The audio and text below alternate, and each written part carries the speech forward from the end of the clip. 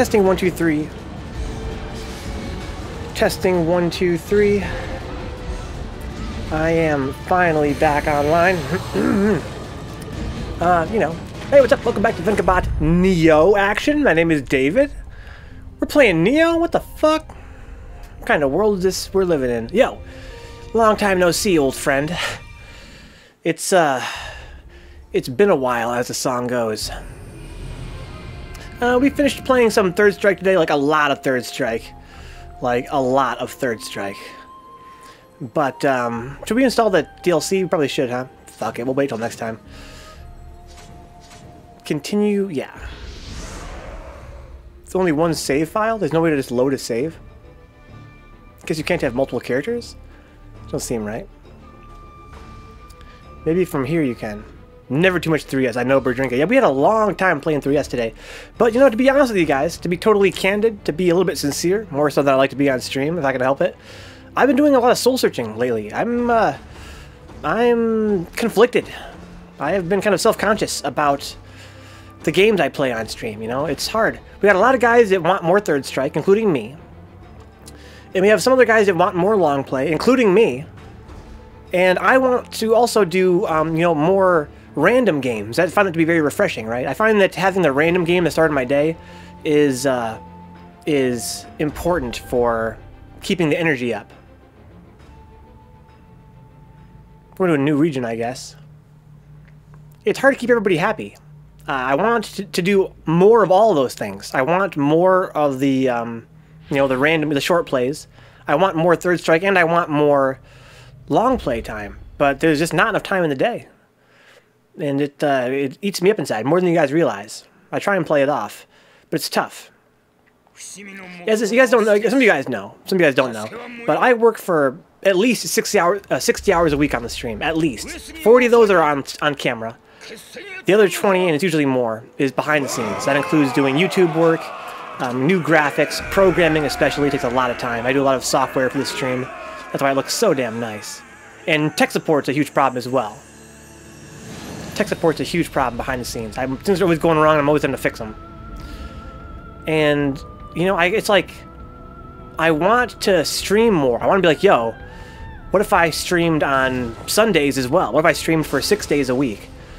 But I can't do it. I already work on Sunday, you know, all the way through Sunday. It's behind the scenes work, usually programming. And I need to see my family sometimes, right? That would be, you know, at least 70 hours a week at that point. I don't care about these characters at all. Oh my god. With their fucking stands.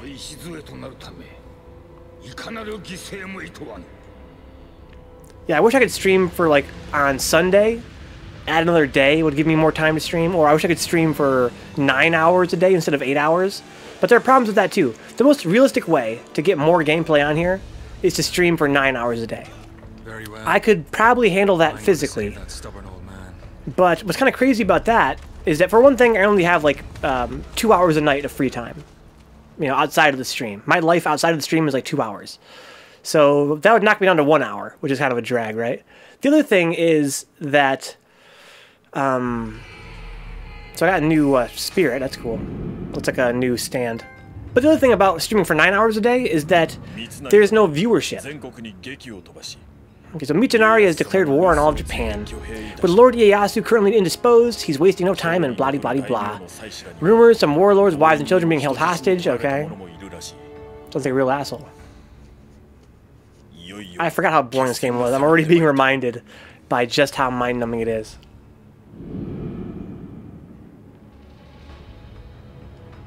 Going straight to a map? They're going straight to an actual dungeon, huh?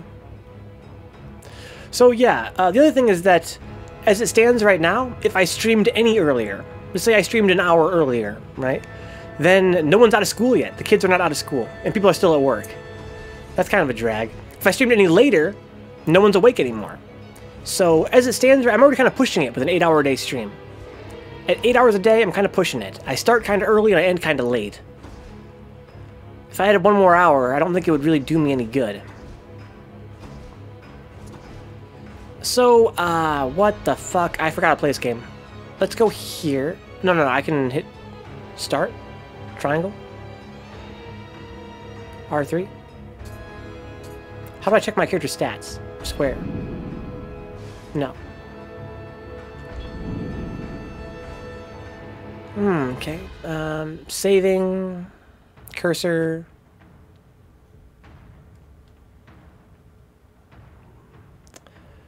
What button gets me to my menu? Hey, the Deathbringer, long time no see, dude. Did Deathbringer, my old friend from Dark Souls 3 Fight Club. Venka done goofed. Why's that, dude? Something went awry?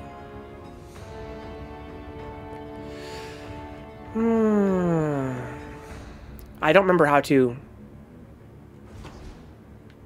get to the menu. No buttons doing it. Oh, this. Yeah, there we go. Okay, it's the center button.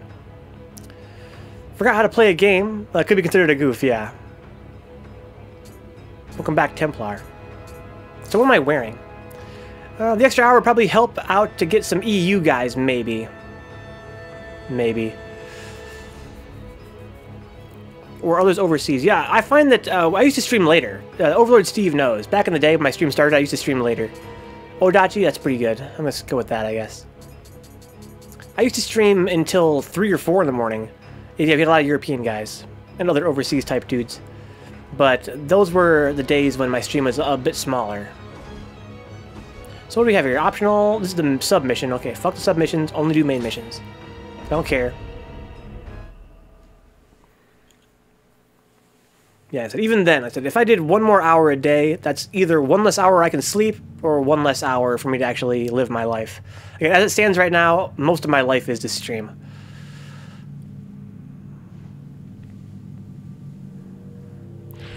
Eight hours, again, I'm on stream 40 hours a week, and then outside of that, I'm also doing a lot of work behind the scenes. Before the stream starts and after it ends, and then on my, on Sunday, my day I don't stream, I'm still working. Honestly, you've got to find your viewership and build it, and it depends on if you think that the success will come from YouTube or from the stream. Yeah, maybe what Templar is saying is I shouldn't focus so much on YouTube. Don't put in another, don't do all the YouTube work.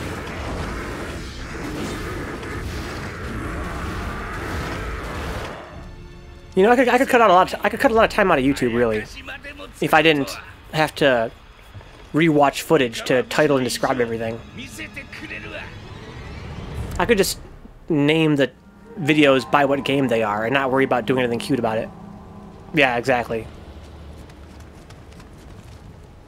The way I do my YouTube work every night is I go back and watch 3 or 4 or 5 videos from the previous week, and I skip through them. I kind of scrub through them, and I scrub through for I'm looking for like highlights or quotes or just to remind myself what happened to that stream so that I can title it and add a description for it.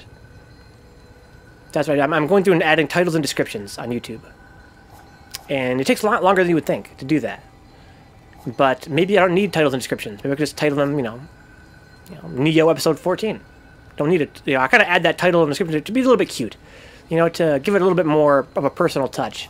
But maybe I don't have the time for that. Okay. How do you play this game? Level up, change guardian, I don't care. Kodama blessing, I don't care. Visitors, no. Boons, no. Okay, let's just play. Hey, welcome back, Steve. Either that or take notes during stream. I considered that too, but that's pretty difficult. I've tried a few things like that. Like right now, I programmed my own foot pedals here. You guys don't know that. Steve knows that. A few months ago, I wrote my own software to use these foot pedals to control my stream. And the original idea was to tap my foot for like important moments to make the scrubbing easier later on, but it never really worked out that way. It's just too much work to remember to tap it. I use the foot pads for going on break like this, so I can do it totally hands-free.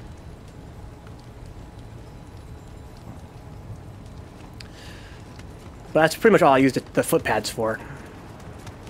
Okay, so hang on. Triangle's a heavy button, square's the light button. Well, it is a training thing. But that's neat. Yeah, I tried it for a long time. I couldn't figure it out. How to tap my foot. Because when I'm streaming, it's usually I'm having a lot of fun or I'm really bored. In either case, I can't also tap my foot when things happen.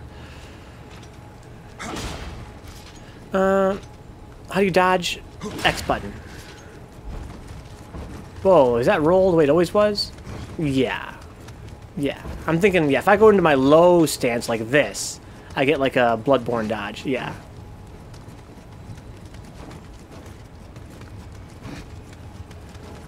Okay, so I'll go back to high stance, this button.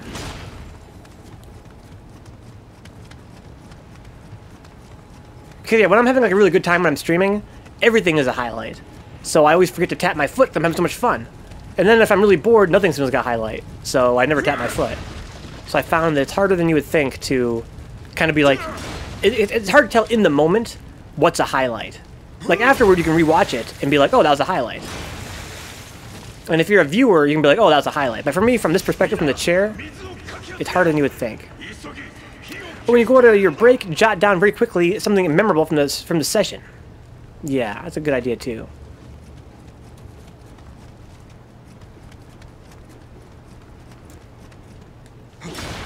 Okay. I don't remember how to play this. I'm being real. Square is a good button for this weapon, right? Yeah, triangle is good and square is good in this stance. You do like this. 1, 2, that's right. Oh yeah, you can do that. You can pulse, yeah, R1. That's very important. So yeah, it's like this, pulse, this, pulse, this, pulse. Like that. I remember now. Okay.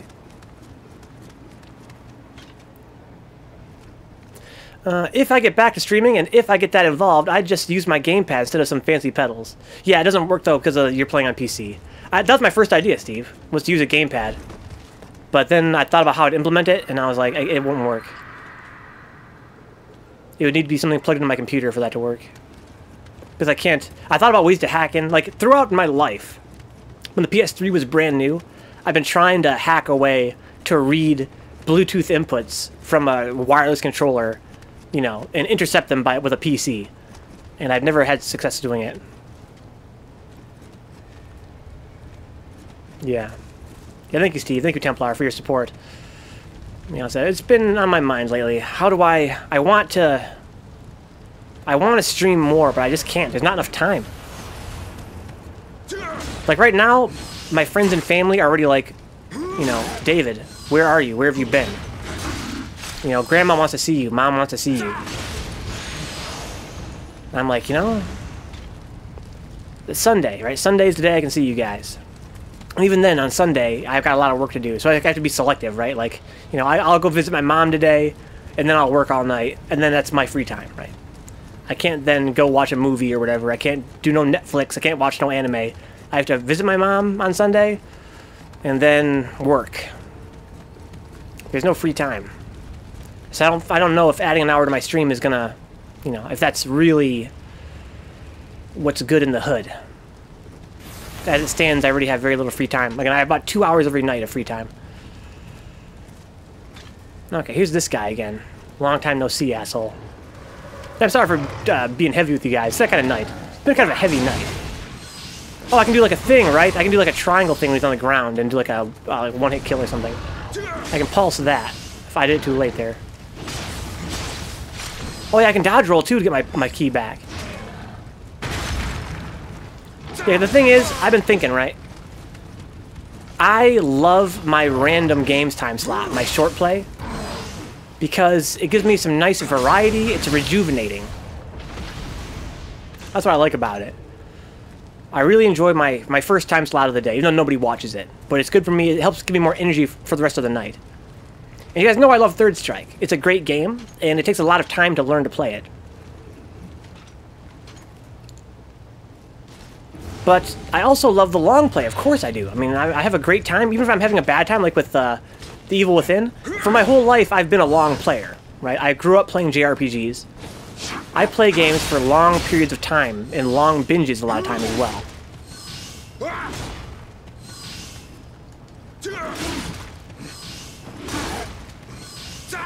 Oh yeah, your goal is to break their guard in this game, right?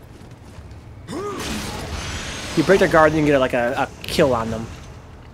Yeah, so I grew up playing long plays. I want to play more RPGs and more games in the 40 to 60 hour range, right? Games that are maybe more than 60-hour experiences. But at 4 hours a night, 5 nights a week, that's already kind of tough.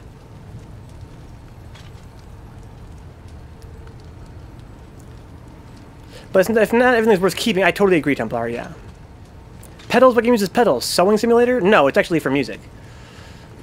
It's for, like, effects. You see the guys on stage playing guitar, they have all those foot pedals? That's kind of what I'm using here to control the stream. Long play version 2. Yeah, I noticed that too, Steve. It kind of has. In the sense that, well, thank God, I mean, Steve. Oh, Mega Strike is over. Steve, Mega Strike is over. That game was not supposed to be that long. I thought Mega Strike was going to be like a 3-hour game. It ended up being like a goddamn 12-hour game. Okay, that's kind of an exception. Kind of an exception. But yeah, kind of like how I've been playing like a lot of Sonic games, right? Sure, it's not strictly one game. It's not strictly one game. But I have been playing it kind of like a series. So it feels like it's a long play. Same with Commander Keen. Commander Keen, I played through all those games in that trilogy because I'm a long player by nature. I'm a long player by nature.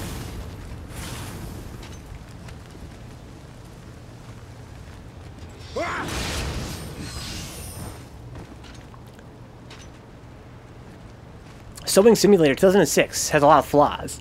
They cleaned up for 2017. Doesn't compare to 15 though, but I mean it's hard to beat that crochet balance. Oh my god. Yeah, I'm a long player by nature, so it is kind of hard for me to not let the first time slot turn into a long play time slot in some capacity. But I like that it's it's a time where I can play whatever game I want. It's not pre-scheduled. Third Strike is pre-scheduled. My long play time slot, for the most part, except for today, is pre-scheduled. And that's cool, but I like that I have a time slot where I can play whatever. It's not pre-scheduled. My only rule for first time slot is never play the same game 2 days in a row. So that's kind of neat. But yeah, I don't know. I don't know. If I stream for 9 hours a day, I could do Third Strike for a third hour, and then still maintain 4 hours of long play. Or I could maintain 2 hours for Third Strike. Well, no, I don't think I could handle 5 hours of long play. That'd be too much. But even then, again, it's kind of crazy to think about. It's kind of crazy. Because I say I can't handle 5 hours of long play, right? But again, I don't want to play an 80-hour game and have it take me months to finish. But I'm still learning how to stream, right? It's probably just one of those things. It's probably one of those things, man. If you're going to play an 80-hour game on camera, it might take you a while to finish it.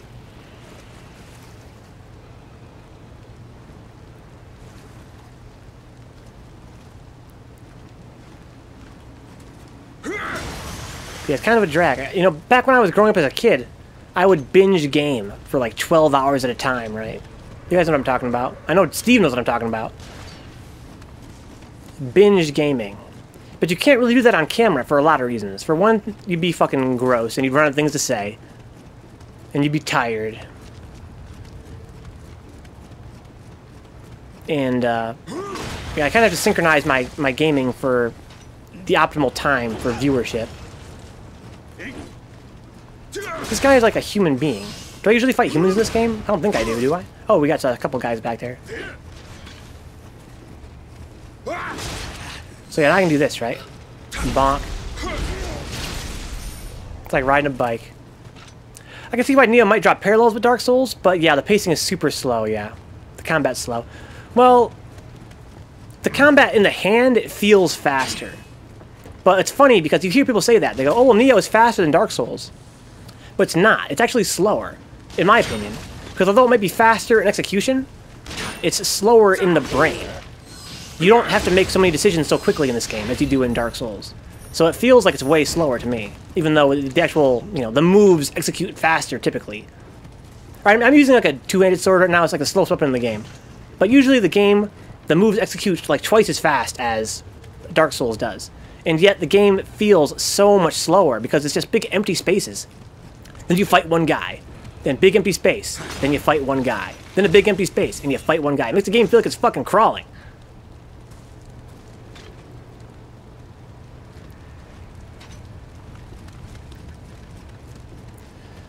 That's this game's big issue. The fuck is that thing? Also, how do I get in there?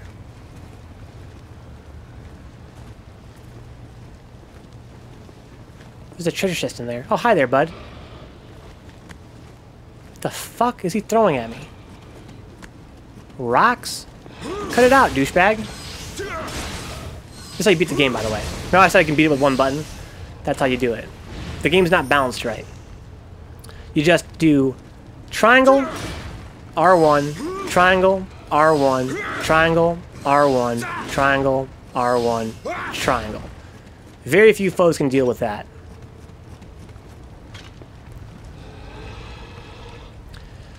Crochet generally has larger stitches, and it's easier to do since you only need to manage the hook. I didn't really know that either. I mean, I had a vague idea that's what it was. I know that crochet, you typically use, like, larger strands of material, and usually it's not as tight.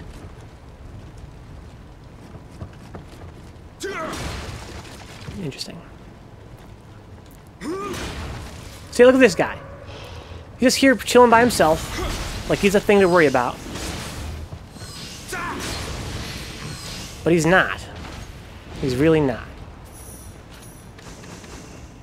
I say while I burn to death due to his master plan. It's like riding a bike, man. This game has one speed, which is walk and smash them. Walk and smash them. See, it sounds like you're describing the Fug's life, but I know you ain't dissing the Fug's life. You mean this? Bonk, bonk, bonk, bonk, bonk. Well, the thing about Fug's life is that the way that Dark Souls is balanced is that you have to be aware of all kinds of stuff while you're in combat. Here you only have one foe at a time, and the spacing is hella easy. They just walk into it. They can't reach you before you reach them. The reason why this game is so bust, well, one reason, is because the triangle button in high stance for every weapon is the slowest move, and the farthest reaching, and the most damage, right? So they balanced the damage and the reach with the speed. But it doesn't matter. The speed doesn't matter. Because foes just walk into it, and they stand still a lot. They don't ever defend themselves, really. So the speed is not an issue. All that really matters is the spacing. So if I space this out correctly, I'll always hit them before they hit me. And I can... It's not really a stun lock, because they can react. They eventually, like, they wake up between slices. But it doesn't matter because they don't have any, like, counter move. They don't have, like, a... They don't ever block. And if they do block, you break their guard eventually. Yeah, exactly, Templar, yeah. You're either exploring in Dark Souls, or you're, like, fighting in Dark Souls. In this game, most of the time is kind of like exploring. Is he gonna blow up? Oh, okay, he's still alive, though. Yeah, most of this game is, like, kind of exploring, but it's mostly just really boring environments. There's nothing to find, right? There's nothing to find. Just trash loot, and these guys, I guess.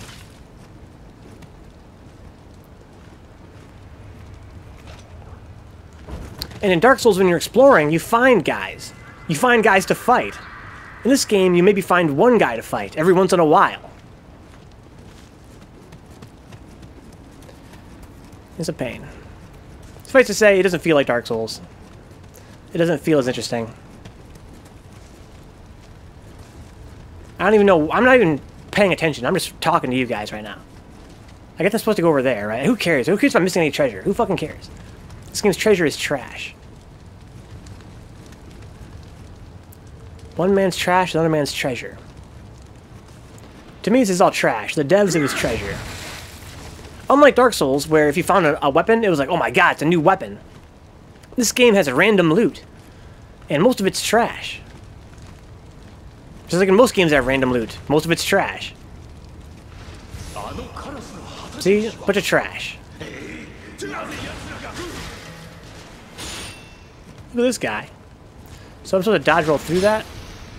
This guy, oh, he's a goddamn dual pistols.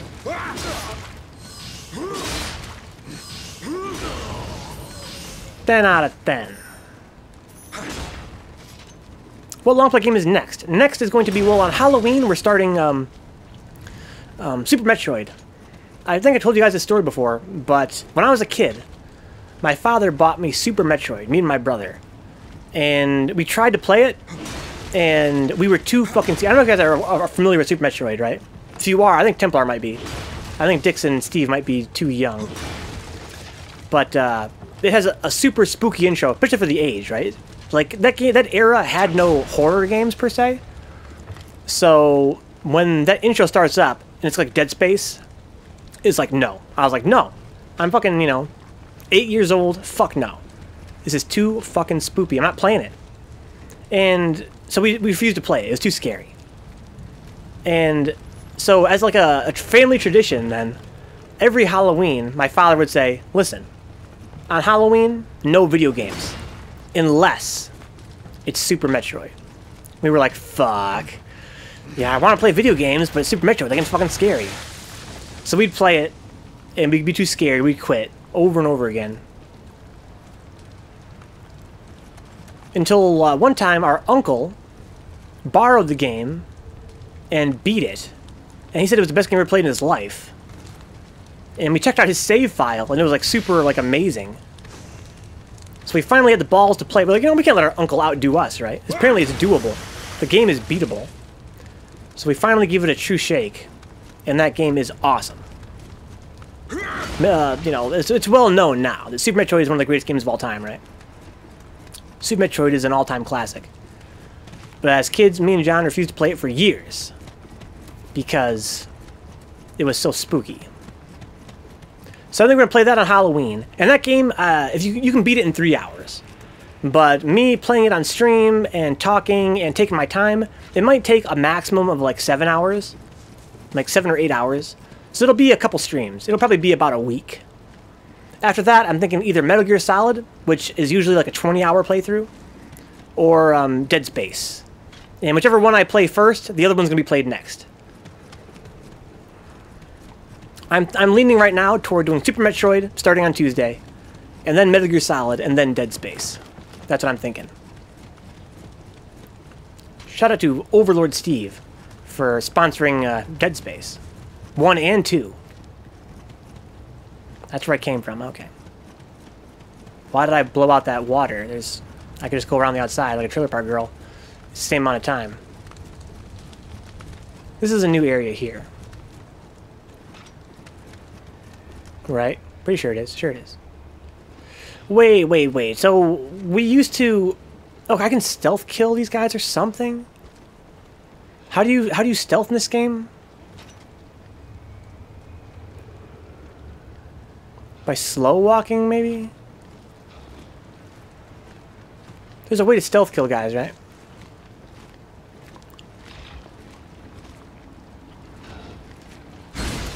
Okay, there we go.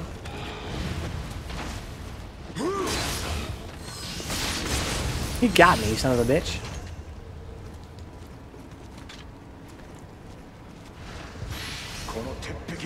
Yeah, so it's kind of like a, like a family tradition. I'm gonna do Super Metroid as our spooky Halloween game, even though by today's standards it's not that spooky.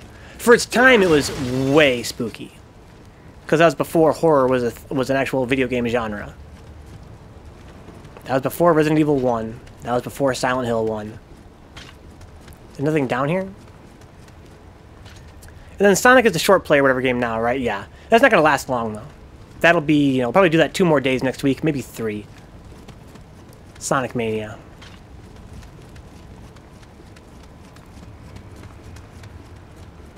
I'm really enjoying Sonic Mania, but I've got criticisms of it, yeah. I'm sorry, I'm so sleepy now that I'm starting to stutter and slur. You guys know what's up. You guys know Vencabot. I'm always stammering. Hey there, bud. See, it's one guy. Why does the game do this? Why is it designed this way? I can just block your attacks 24/7, homeboy. You're not that fucking frightening.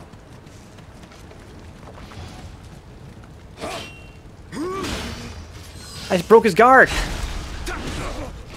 GG. I'm glad we had this fucking talk. Just jump me with one fucking guy. Oh my god. Why is the game designed like this? I just went for like 10 minutes without having a fucking fight. And then one guy's like, say words, son, break yourself, fool. I'm like, yo. He's like, you gotta get through me now. I just killed like 10 of you guys.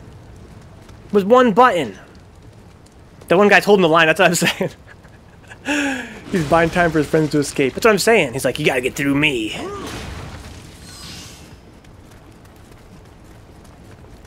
If you want to fight my boss, you gotta get through me. Through you. Through me, that's what I said. I gotta get through you. You're gonna stop me. I just killed fucking 10 guys just like you, but you're gonna stop me. I'm talking a lot of shit, but you know, I've been healing a lot too. But I haven't played this game in forever. I have no clue. I'm not even paying attention. There's a secret wall. The fuck is that thing? Oh, it's one of those Onis. What else would it be? There's only 2 enemy types in this whole game. Skeletons and Onis. Who said, huh?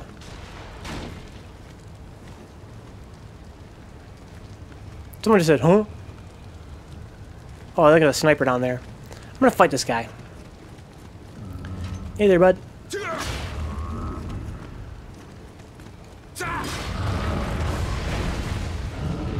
Oh, it's bad. Okay, so how do I play this game again? X is the dodge button. And I'm not in a good stance to be dodging. Do that, get away. Wrong button, that's the Dark Souls button. Do that, get away. Do that, get away. Oh shit, how come I couldn't dodge roll? Can you not dodge roll if you don't have stamina for it? Do that, get away. Do that, get away. Block that, why not? I also have my Amrita gauge thing. You're done.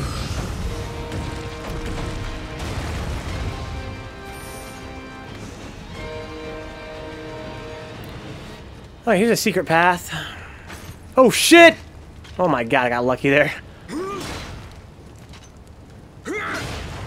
Let's not fall in the water and die. Let's go back up there, actually. What did I miss up here? Anything? Oh. Just a shortcut. It's not really a... It's not really a secret area. Usually they'll lead to secret areas. That's just really a shortcut in this case. Oh, there's a little, Kodama here. Dude, I miss hating on this game, though. It's quite nostalgic to be hating on this game. And when I say nostalgic, it's been a while, huh? So what did we play after this? We stopped this game to play what? It wasn't The Last of Us, was it? Or was it? I think it was before The Last of Us.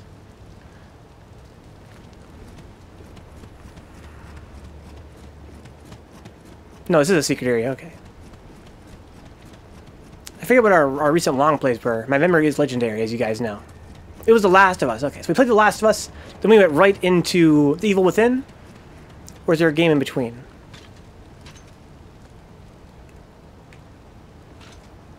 I feel like it's been longer than just those 2 games.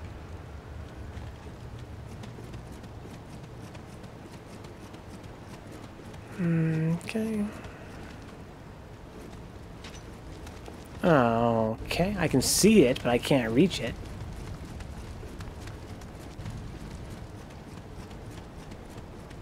Here's a door. That's pretty cool. Could there be an enemy or something? Can we have a monster?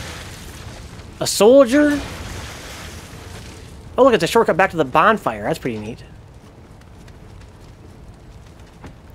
Do you lose your Amrita when you die in this game?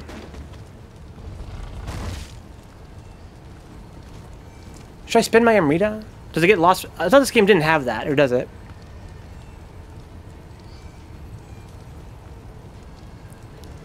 I forget if you lose your Amrita permanently in this game by dying. I don't know how much it costs to level up either. I have a lot of money, not that it does me any good. They both had some legendary length in their own right. I love the Evil Within, man. I hated The Last of Us. We should pray here. And let's level up. Oh, I need a lot to level up. But I also have hard souls, don't I? How do those work in this game? I have to use this button. Whatever levels you up, you have a chance to retrieve, but you can lose it if you die twice. Okay. Yeah, it's called Amrita. You drop your meter like in Dark Souls, but you keep your money. Oh, okay. Do I have any hard souls? I have these. They give me skill points. Small spirit stones. Small soul stones, 5,000. So I don't have a whole lot on me. Okay, so we gotta keep grinding, I guess. You know, it's kind of funny. I've been playing so many games that have no stakes on death that I forgot that in Dark Souls it actually matters if you die. You gotta kind of gotta survive in this game.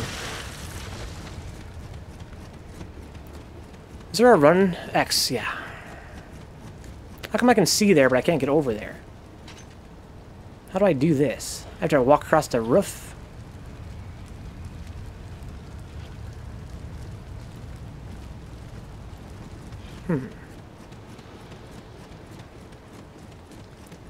It doesn't matter. It's just a damn chest. They have nothing good in them. So here's the problem with random loot. In any game that has random loot. And some games mitigate this problem better than others. But the problem is that the random loot that's good now is going to be trash 2 stages from now, right? So there's no point in like being too excited about a big treasure box, because in, you know, 4 hours of gameplay, that's going to be the trash loot. Here's the other shortcut that helps me back to the bonfire. Yeah, today's epic loot is tomorrow's trash loot. That's the problem. And since my gear is plenty well good enough, it would seem, it doesn't really matter. You can't really find anything that's like really exciting.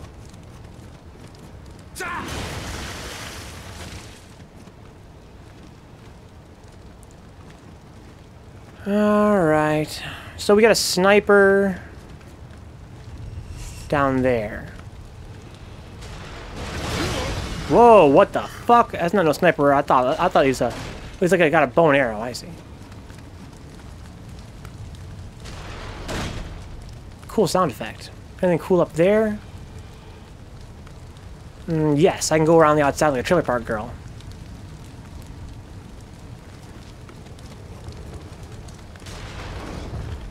Okay. Anybody over here want to fight me? Anybody want to fight me? My fucking god. I have a big fucking sword. And I'm willing to use it.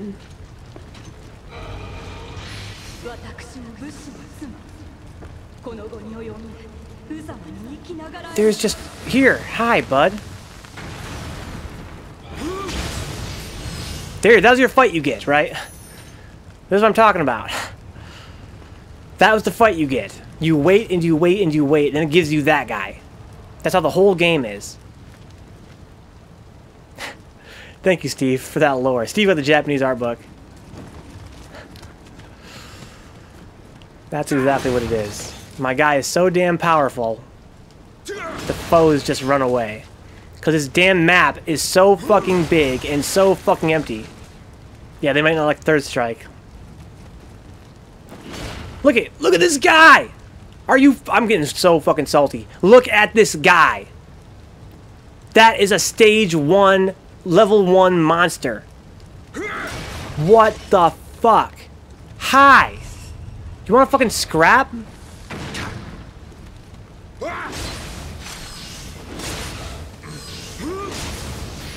Thanks for the cool fight. Good job, Team Ninja.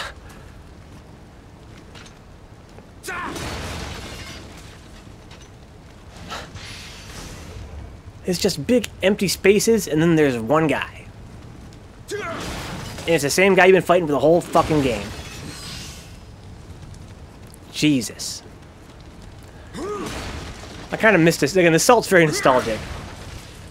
I'm kind of having a good time.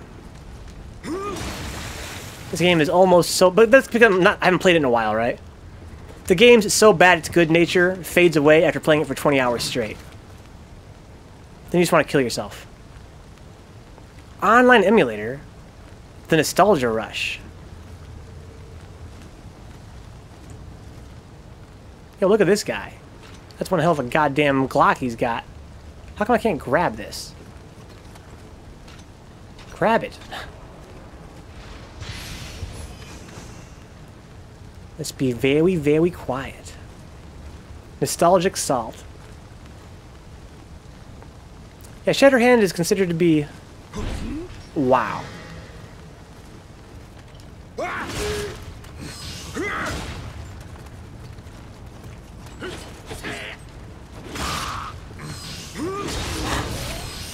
Ten out of 10. Episode title. Thank you, Steve. Do my work for me. Yeah, it's definitely going to be the name of this one for sure. Yeah, but he has more health and does more damage, and it's completely different because of that, you dumb cunt-ass bitch. You know a good game hits you in your fat ass. That's what the devs seem to think, right? Well, he's more powerful now. Close enough. There's that asshole down there. Oh, look at this. We got multiple foes. Where's he going? Is he glitched out?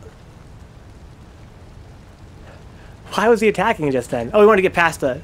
Yo, let's fucking go, my dude. Come hither, my love. Where is he? Is he coming?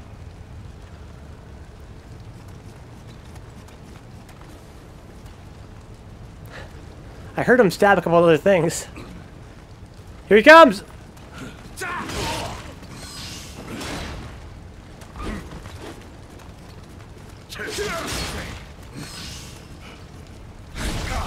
Bonk. Yeah, I love that. And it's the part of the movie where they split you and you jump down and kill them when they're separated. Yeah, exactly. Like the Offspring, man.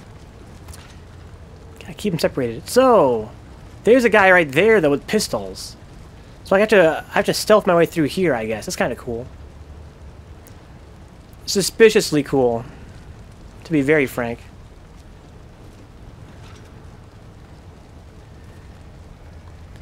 Like, how am I gonna...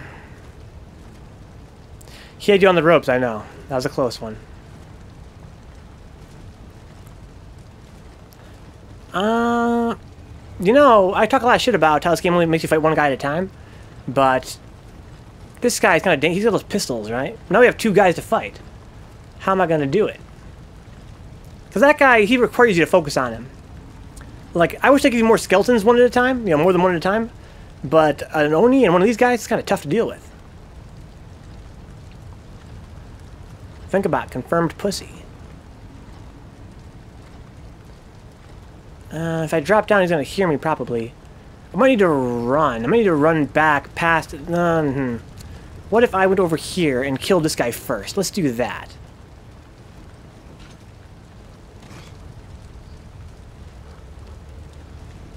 So yeah, I still think I haven't been seen yet.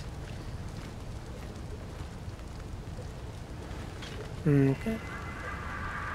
Yeah, these guys do have me on the ropes.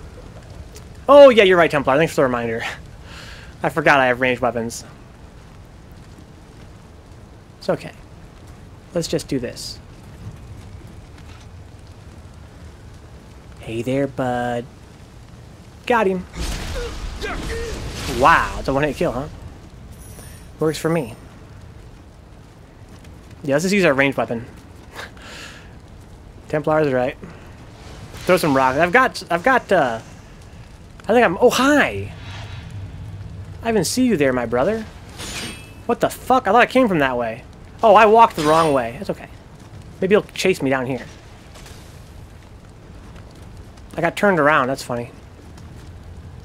Wanna come get me, dude? I've got like an amazing rifle that blows off heads 24/7. I don't know if it has any ammo, though. Might have forgot to buy it. That's not the right button for running. That's the button for running.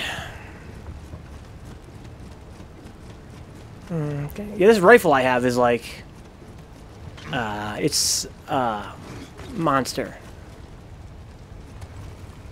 Okay, so how do I change my weapon? The old pull 'em in. How do I... R1? Like this. No, like this. Okay. So how much ammo do I have for this thing? I only have 2 regular shots left. It's okay, they'll probably blow his head off anyway. Oh my lord! Does it work on these guys too? Hey Oni! Say hello to my little friend. Eh, not as well. Okay.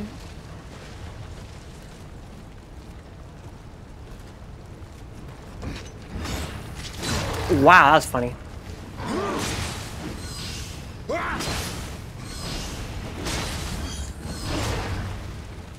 What the fuck was that move, you think? Honk. The noob stickage. Hey, an elixir, that's nice. Okay.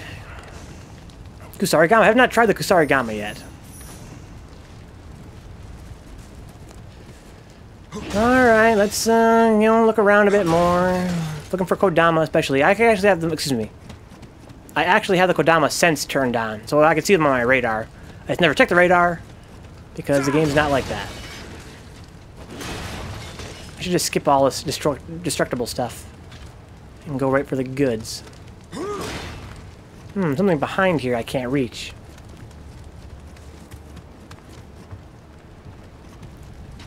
Oh, hi.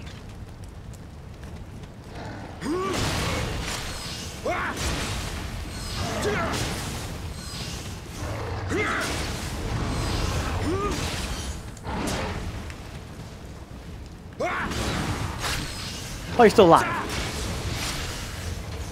10 out of 10. But again, if there was more than one of those guys, it might be a little bit challenging-ish. But that's just because I'm so soft right now. I haven't played this game in forever. Wait, what? Was there always fire behind me? Oh, here we go. So why did I come back here for? Just to kill him? I guess. Because there's probably a little bit of treasure there. AKA trash. Alright, so, go here. Down there, we've already fully explored that, right? Sure we have. Right, these buildings, nothing in them, right? Nope. Natural explore. I know, dude, I can't help it. I can't help it. Like, this game would be a lot faster paced if I would just skip everything. Just go, go, go. But it's so hard for me. I want to look around so bad. Either there's nothing to find. Like I said 100 times, though. I took a video game player personality test one time on some game design website about, you know, what kind of game. It was like a game design survey for like a college course. Apparently there's like 6 different types, and I'm the explorer type. Can I kill you somehow? I have to go around. I have to drop down there somehow. I'm the explorer type. That means I get the most reward from finding things and learning how the game works and that kind of thing. So I have to fight this guy. I have to lure him back here, I guess. 'Cause I can't kill that guy yet. What's one of these guys anyway? Come here, bud. I don't even know how to use it. I think it's O and triangle is the amrita gauge, huh? Bruh! I'm right here. Fine, I'll do it like this.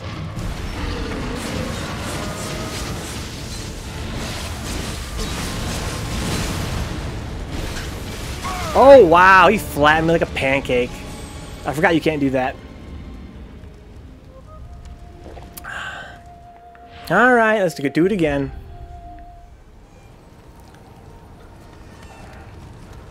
Yeah, when your amrita gauge runs out, you're out of stamina. I forgot about that.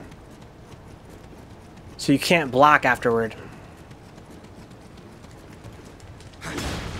Okie dokie. What's down? Oh yeah, it says a dead end down there. Okay. I wish I had bought more ammo for that gun. But I forgot again. I have so much money. But I always forget to buy anything between matches. And then once you're in the stage, you can't buy stuff for some reason.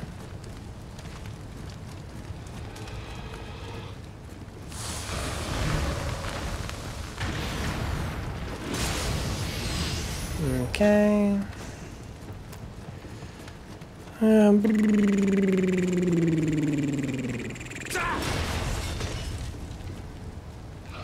Why was there a sound like somebody saw me?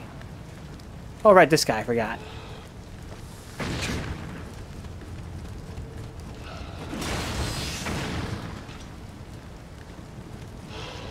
Stop it.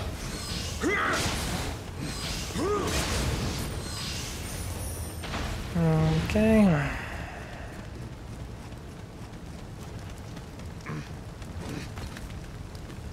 You can't backstab this guy because of the angle. I just need to use triangle button on him then. I did a sideways backstab.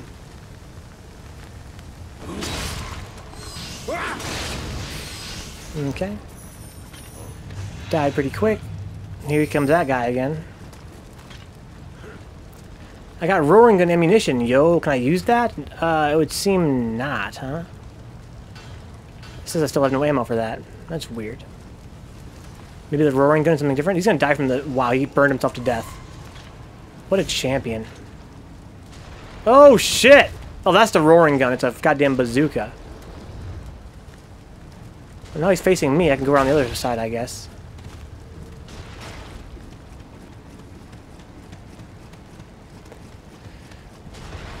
Oh, he knows where I am. I can probably just dodge roll through those or block them.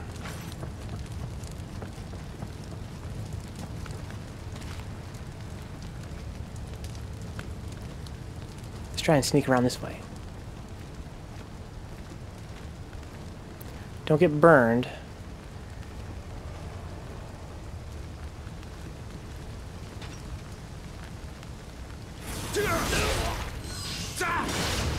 Okay. I'm on fire. I'm on fire. Help. Help. Okay. Let this fire wear off here. And then I can elixir up. Not sure how much those heal. Seems like a lot. I think I leveled up how much they heal somehow. I have other skills. What are these other things I got on my menu? I got like a scroll for silent walking. And then like a poison cure or something.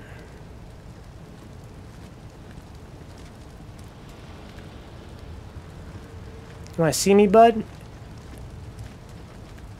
Come fight me. One of you guys come and fight me. But not both of you.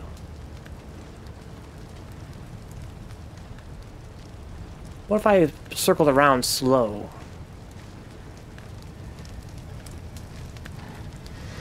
He saw me. Okay. Break its horns.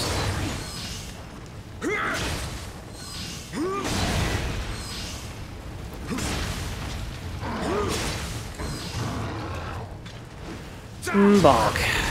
Oh, he's still alive. Stop it. Cut it out. He was supposed to be dead.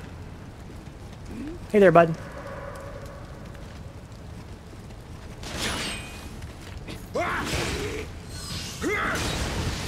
Oh, he dies pretty quick. Okay. So, these fire guys are some of the hardest foes in the game. Let's grab that and run the fuck away. I want to lure him out here and fight him in the open. Come here, come here, come here, come here.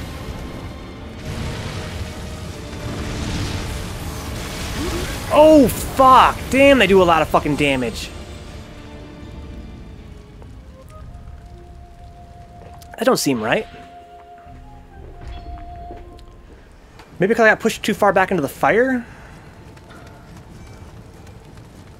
Maybe if you go too deep in the fire, you instantly die?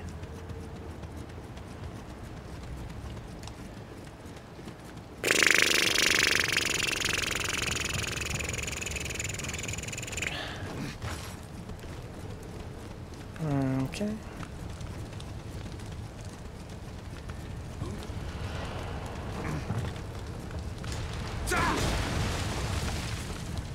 All right.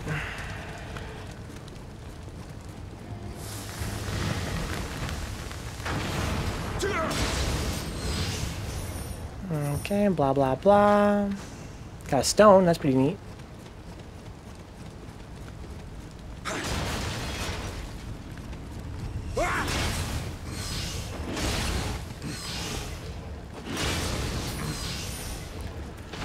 Alrighty. We're playing Nioh.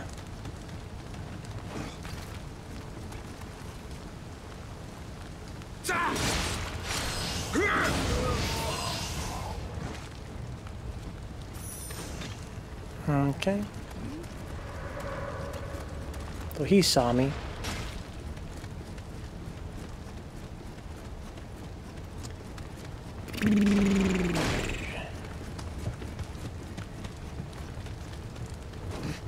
Then we just were to do. Yeah, I restart the level. Yeah, I've died like 3 times against the same fire demon guy. There's a fire demon who kills me in like 1 hit, and I can't figure out why.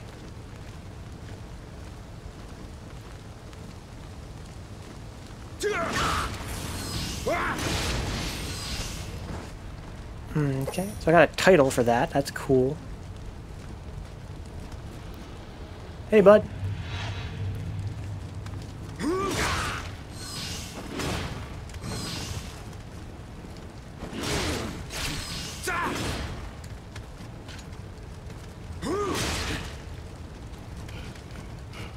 Bonk. Okay, so now we got this Oni here. What is with that guy that kills me in 1 hit?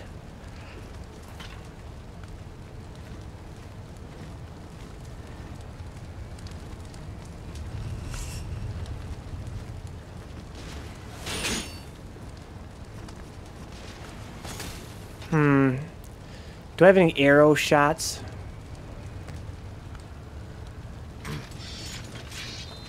Okay. I got plenty of arrows, yeah. Doesn't do any damage, though.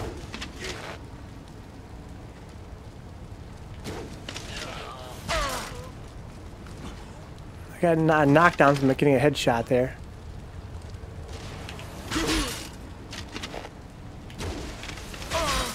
Oh, I got a lot of recovery time. Oh, I think he got killed somehow.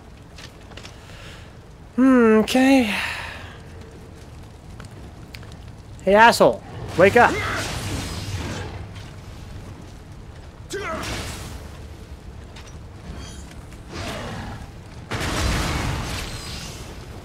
Bonk.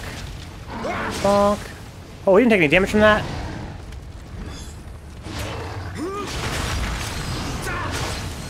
Oh my god. Yeah. These guys are pretty high level.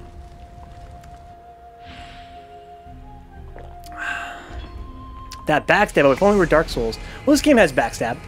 Kind of. Well, not, you have to be stealthy to backstab in this game. This game has a stealth mechanic.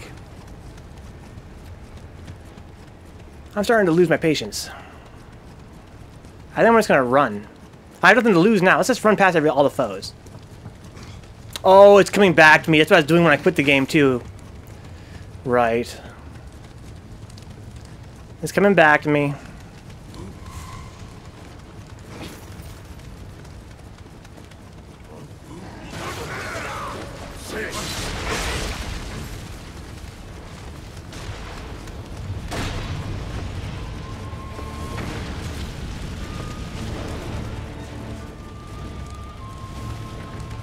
Oh.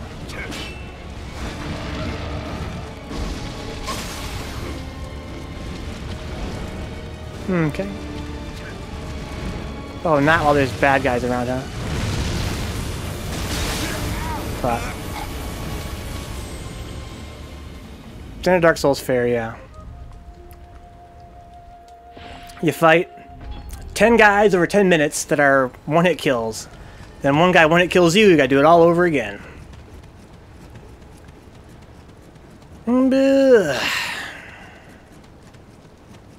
Then you run out of patience and you just run through. I have not beaten that fire guy yet, though. And he's going to stop me from getting that bonfire.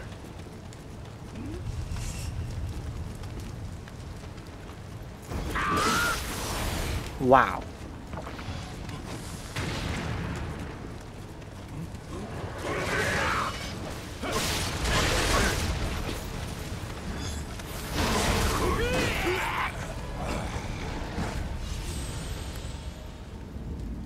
I have to leave the stage for that. If I leave the stage, I got started all over again. All the doors will reseal. You can't buy ammo here. That would make too much sense.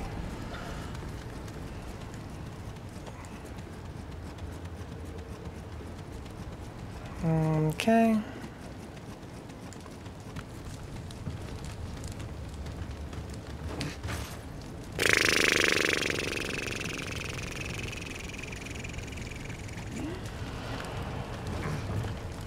This doesn't really help me at all, though.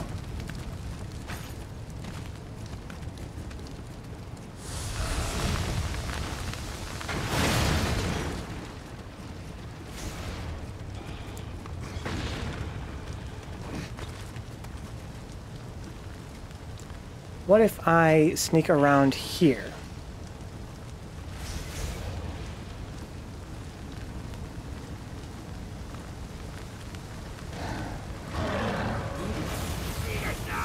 Oops.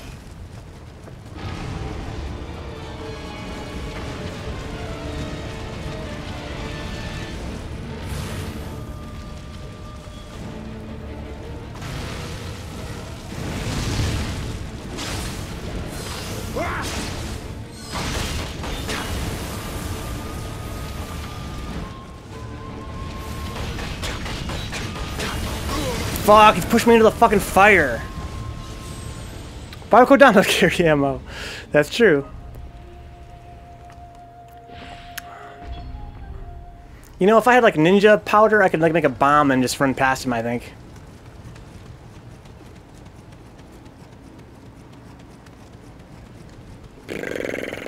My God. So I gotta kill them all. I gotta find a spot where I can fight that guy where there's no fire around. Right here.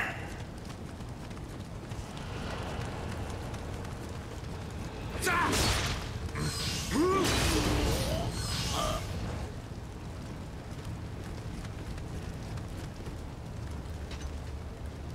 wish I could say yoo-hoo. Come here.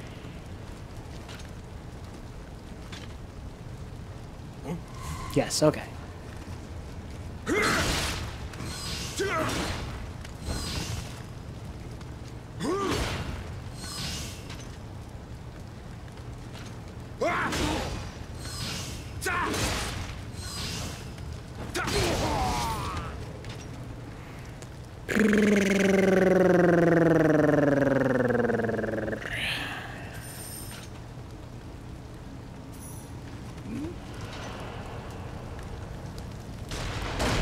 Oh, I forgot about him. Fuck.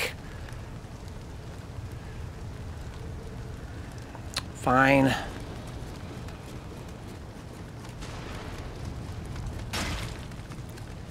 Climb up here. Go over here. Hey you, come here.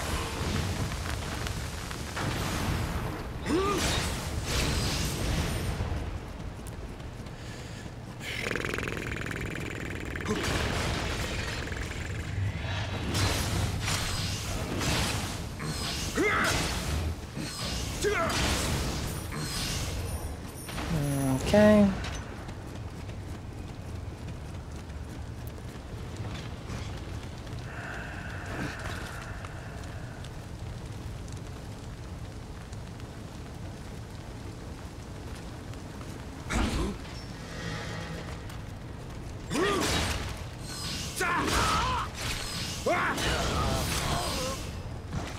Yeah, the way blocking works in this game is a cool idea, but it doesn't work. It doesn't work. So, Templar, in this game, stamina is very different from the way it works in Dark Souls. So if you block in this game and your stamina gets broken, it's a much bigger deal. But the foes, they can't block. The way they block is they're not their AI isn't right. Their AI is not right. They try and block everything. So all you gotta do is keep attacking them over and over and over till their guard breaks and you get a free kill. Like, it makes more sense when it's on your side. Like, as a defensive player, the way stamina works in this game is much more interesting. It makes it harder to just turtle. However, the enemies use the same rules as you do, and they do turtle. Their AI makes them turtle. So it doesn't really work.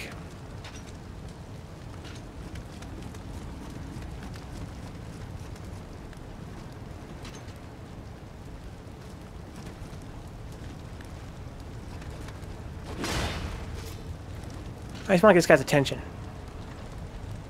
I'm the, buddy. Hang on. Okay, there we go.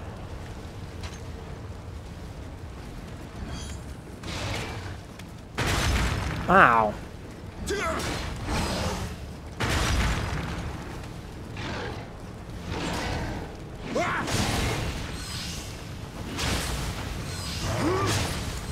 Oh, I forgot. You gotta be careful fighting these guys. I forgot about that. I'm starting to see that the fire here is the main antagonist.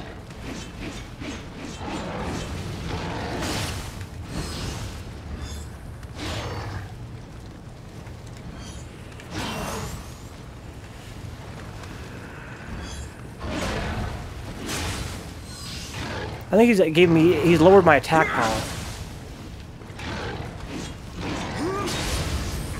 I have like a status change in lowering my attack power. They have their faith in their Nippon steel folded, folded 100,000 times. Yeah, AI just too smart for me to understand. Yeah, yeah, exactly. They have faith in their Nippon steel. So blocking doesn't really stop damage. Exactly. Well, no. It does stop all damage you take, but it doesn't work because your guard is broken so fast in this game, and then you get a big, yeah, you get a huge amount of damage you take from a stun hit. There's like a one-hit kill you do if they're out of stamina, basically. Look at it that way. It's not really a one-hit kill, but it basically is. So if they block, it's a very bad idea. And yeah, also, if you try and block an attack and you have no stamina left, you do take damage. So blocking doesn't really work for the foes, at the very least. For you, it kind of does a little bit. But not for them. But they do it a lot. Way more than in Dark Souls. They love to block. So I need to lure this fucker, like, really far away, which is really annoying. How about, like, right here? Let's make some space to fight him. We gotta fight this guy, like, right here.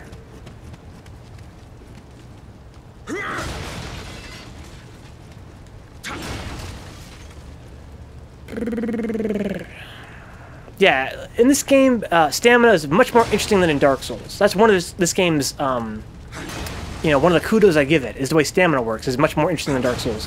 Too bad the whole game sucks on the whole. But yeah, in this game, if you take stamina damage, it's kind of like taking physical damage. Because it's so important to not take stamina damage. It really sucks getting your guard broken in this game.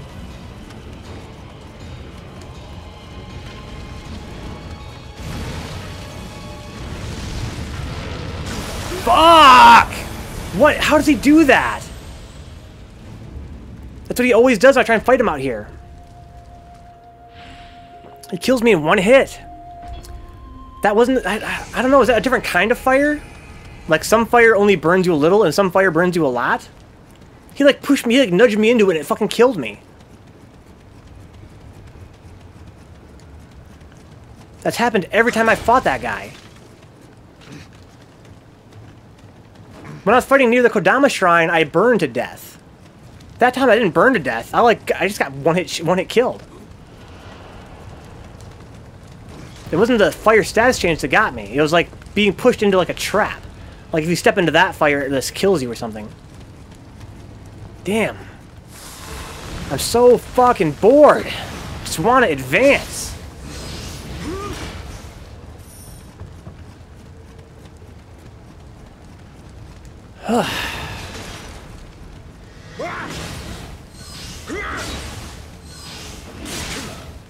Oh, see, now I can get one hit killed. But they don't ever do it. He also leaves a trail of fire. Is there a sidestep that would be effective enough? Yes. Yes. Dick's not going to tell you yes. Dick's told me that if I use the evasive stance, it breaks the game. Right now, I consider the game already to be broken with the high stance. Apparently, the low stance breaks it even more. And apparently, dodging is what it's good for. But I don't know how to use it. I've never used it before. I have rifle ammunition now. Hey, welcome aboard, Josh. You're not missing much, bro. This game is garbage. I just got rifle ammo. How do I use it? Mother of fuck.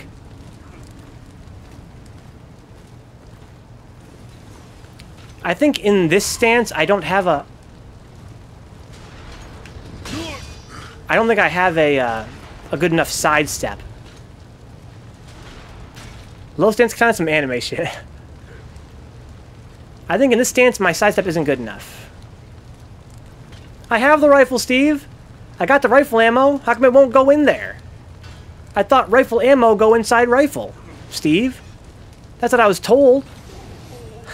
Yo, that AI.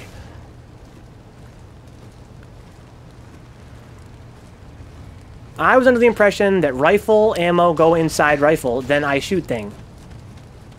But I got rifle ammo, I got a rifle. It no go inside, Steve. It no go inside.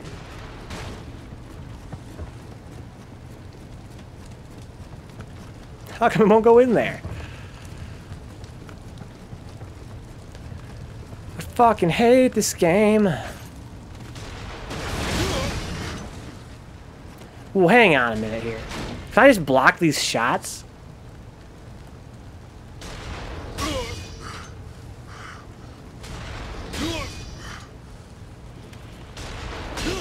Wow, that's funny.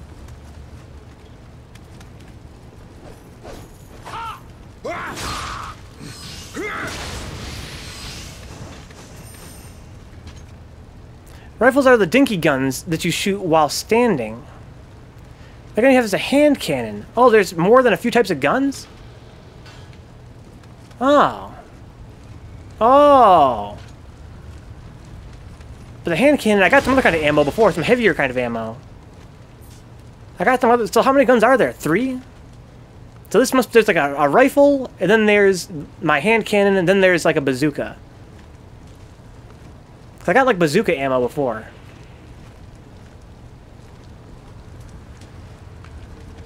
Hey dude, come here.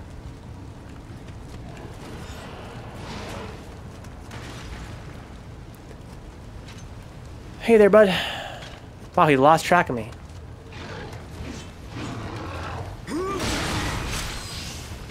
Yeah, I don't want to go too... Don't be too aggressive here. Back off a little bit. Bait and attack. Do that. That's too aggressive. That was too aggressive.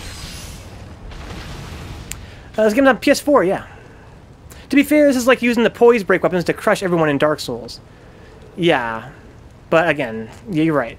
The game's balance is not any worse than Dark Souls 1, for the most part, except that there's so few enemies. There's so few and far between.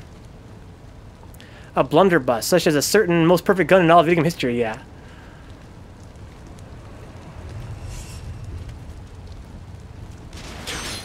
Wow, you just block those all day, huh? Nice.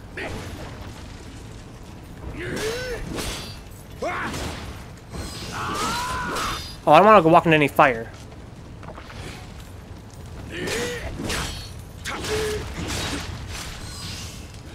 Bonk. So yeah, so Dicksucker, excuse me, so Templar, unlike in Dark Souls had a guard break, right? Where if you shielded too much, if you were holding your shield and you took a hit on your shield and it depleted your stamina, you would go, ugh! Then the foe would get a free hit, right? This game, however, has a stun, where anytime you lose all your stamina to a hit, then you get stunned, which is a free, basically one-hit kill, right? It's like one-hit kill. So what that means in this game is that if the foe is attacking you repeatedly, they go, you know, hoo-ha, huh, right? Their stamina is depleted. Oh, also in this game, if you take damage, you lose stamina. Right? Keep that in mind as well. So if they go, hoo-ha, huh, and they're at 1/3 stamina, then that means that whatever button I hit now will basically guarantee a stun. Because if it hits them, they're going to get stunned. If they try and block it, they're going to get stunned, right? So it's kind of weird. That's what I meant when I say that it doesn't really work for the enemies.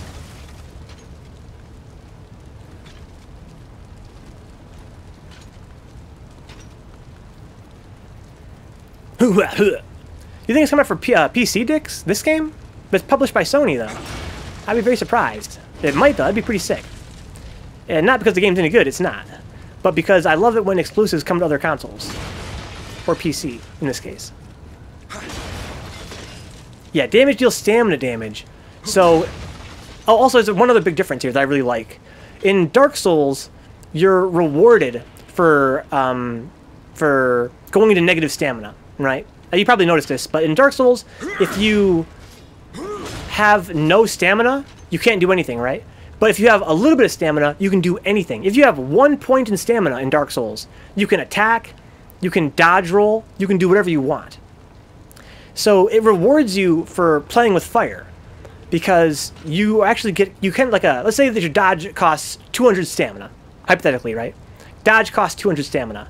In Dark Souls, if you have 1, then you get a huge discount on your dodge, right? You get a 199 stamina discount, because you get a free dodge with 1 stamina. So as long as you have any point in stamina, you can do whatever you want in Dark Souls. This game is different, however. In this game, if you have 1 point in stamina, and you use a dodge that costs 200, you have negative 199 stamina. So, although you do get it, it does come out, even if you have not enough stamina for it, but your stamina bar will not recover until it's out of the red. So if you watch me do like this number, if I do this huge amount of stamina, right, that costs me more than half my bar. If I do that, let's see if I do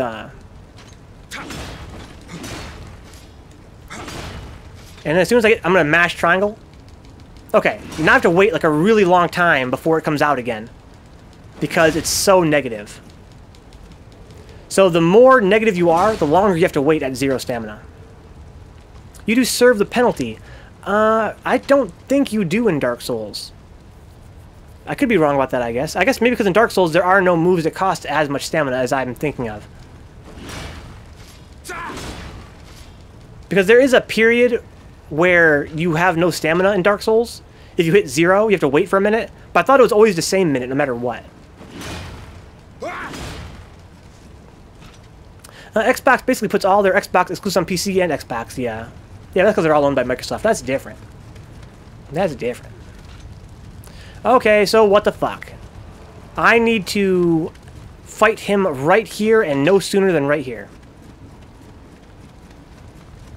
I need to run away, and I really don't know how he's one-hit killing me. Templar is right. Okay, so I'm wrong then. So it's very similar to this game then. Oh, negative stamina has a cap of negative 60. Oh, okay. Maybe that's what I'm thinking of. I want to fight you right here, my dude.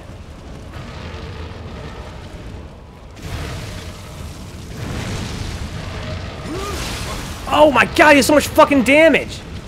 That's how he kills me every time. What the hell is that move?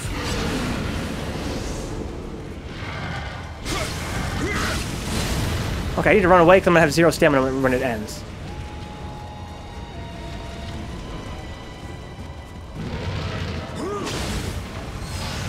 Okay.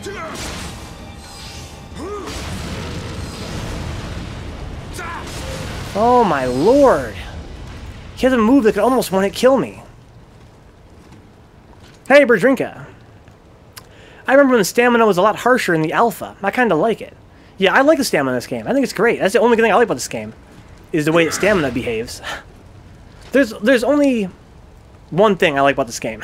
That's the way stamina behaves. I was going to say maybe 2 or 3, but no. There's not. The stances are not a thing. I really wanted to like the stances more, but they're really lame. I guess I kind of like the way you can choose, like the stealth mechanics are kind of cool in this game. For the most part, though, there's not a lot I like about this game.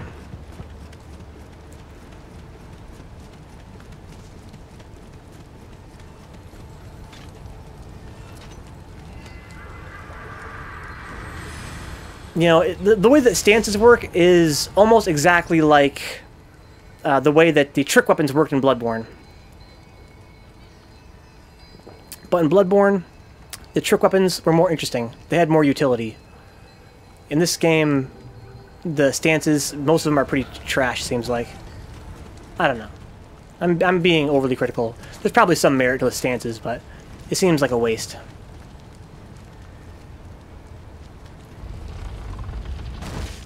So I want to go... I guess I could look around here a little bit, huh? Welcome back, Birdrinka.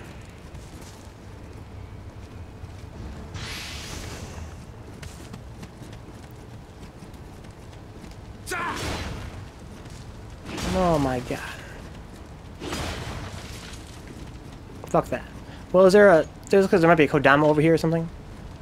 I also wish they didn't take out the weapon durability. I know! See, that would make this game more fun, too. But I love durability, though. Some guys hate durability. Some guys are durability haters. But I've always been a fan. That would make more sense with the way that you get so much trash loot, right?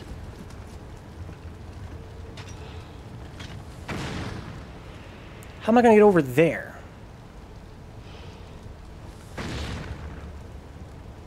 I just rested, didn't I? Or didn't I? Let's go rest and then kill ourselves.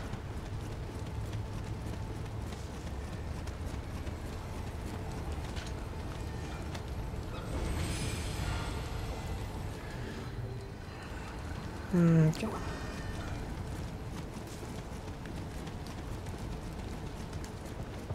It forced you to not get attached to weapons, yeah. And again, it makes sense because this game has so... This game has so many, so much trash loot. It makes sense that you would need to change weapons every now and then because you get so many weapons all the time.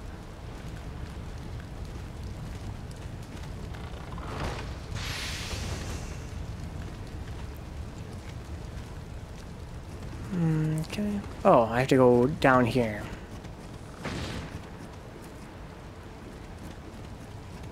Made it differentiate itself from Dark Souls a little more. Well, Dark Souls also had durability, kind of. It just was kind of trash in all those games. It only worked in Dark Souls 2, even then not that well.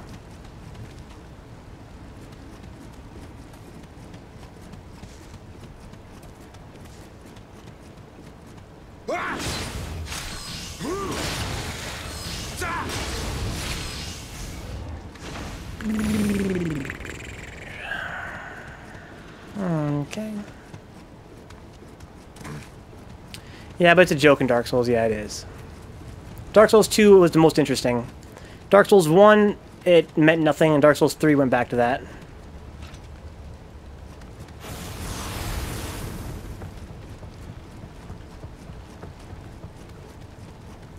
Never have to worry about it. Yeah, exactly.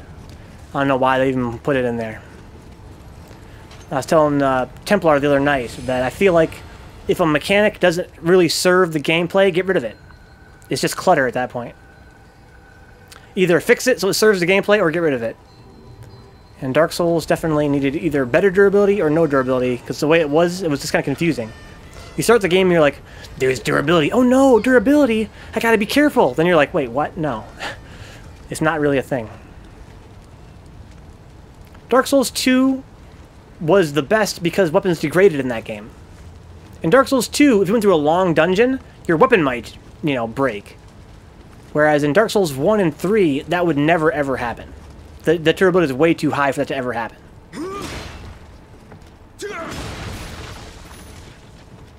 That's why I liked it in Dark Souls 2 the most. But even then, it could have been even more aggressive in Dark Souls 2.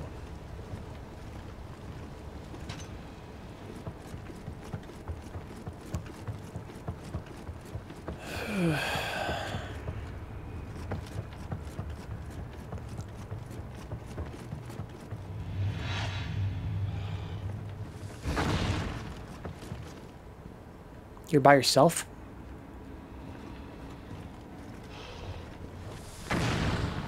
So if I block that, nothing happens. You say that, Ven, but I doubt you used that dragon weapon's special moves in Dark Souls 1. Yeah, but that's really all there was with the durability, right? Where the fuck, he fell down or something?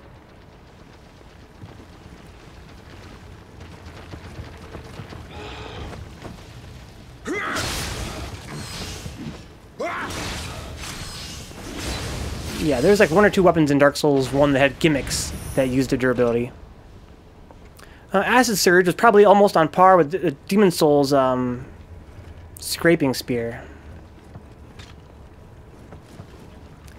Vencabot's falling asleep. What the fuck was that move I just did? Oh yeah, I have like a counter or something. If I hit triangle while I'm guarding, I get a special move, huh? Forgot about that. Let me see what that's all about. What the fuck is that shit? No clue. Honestly, the problem with it in Dark Souls 2 was that it was based on frames of contact. Yeah, it's kind of buggy sometimes. Yeah, you're right, Templar. Josh says, wake up!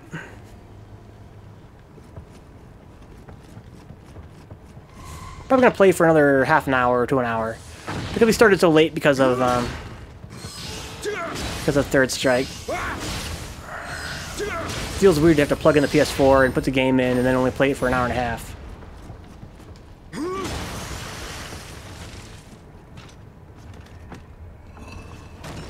Dark Souls 2, greater than Bloodborne. Whoa, Dix! That's pretty contentious. I think Dix told me before he always goes back and forth between Dark Souls 2 and Bloodborne. Birdrinker agrees that Demons is pretty fun.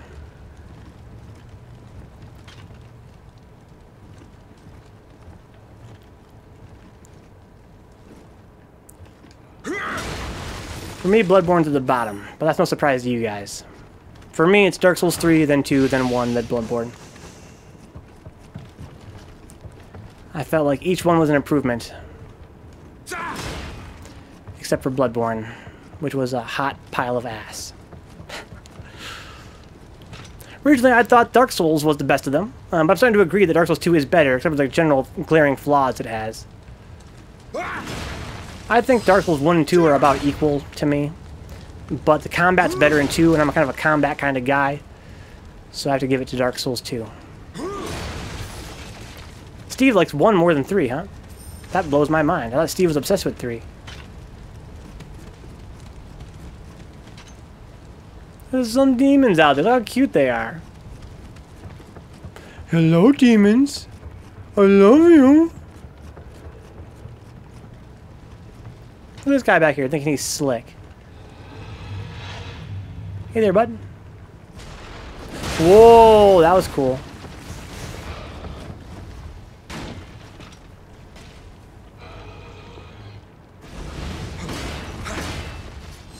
Hey, no, you can do that, my dude. 3 is good, but 1 is such a classic. I would have liked 1 more if I didn't just giant dad my way through it.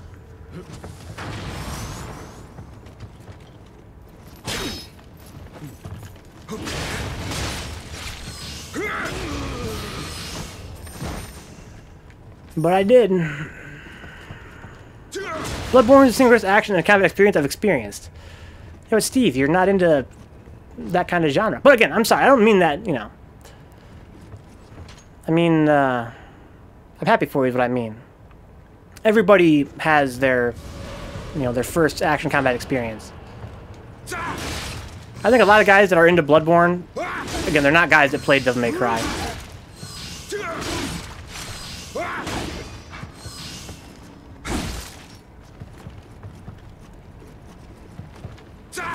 Because to me, Bloodborne's just kind of like Devil May Cry, but ass. I don't give a damn about 3. Whoa! Anybody that likes Dark Souls 2 the least is more disgusting than Vinka's hair. Yo, Dix, that hurt me emotionally. What, I like Bloodborne? Yo, I know Josh knows the legends. He's trying to bait me. Josh is kind of newer to the channel, but he's been around long enough to know the legends. The legend of the Bloodborne rant. The Venka has no taste. I have trash opinions. One of these days, I'm gonna make it. I think my first YouTube video, like it's gonna be made for YouTube exclusively, is gonna be the Bloodborne rant, so I can link it to people. I can use graphics and shit, right? I want to use like infographics. Like, and here's the enemy's hitbox, and I have like a little MS Paint. You know what I'm talking about? And here's your dodging distance.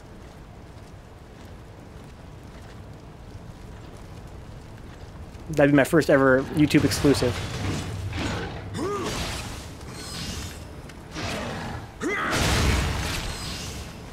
Bonk. That was like free. That cost me like no stamina.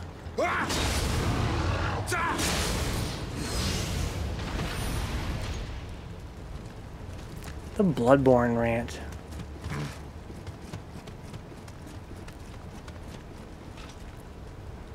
Bloodborne is great.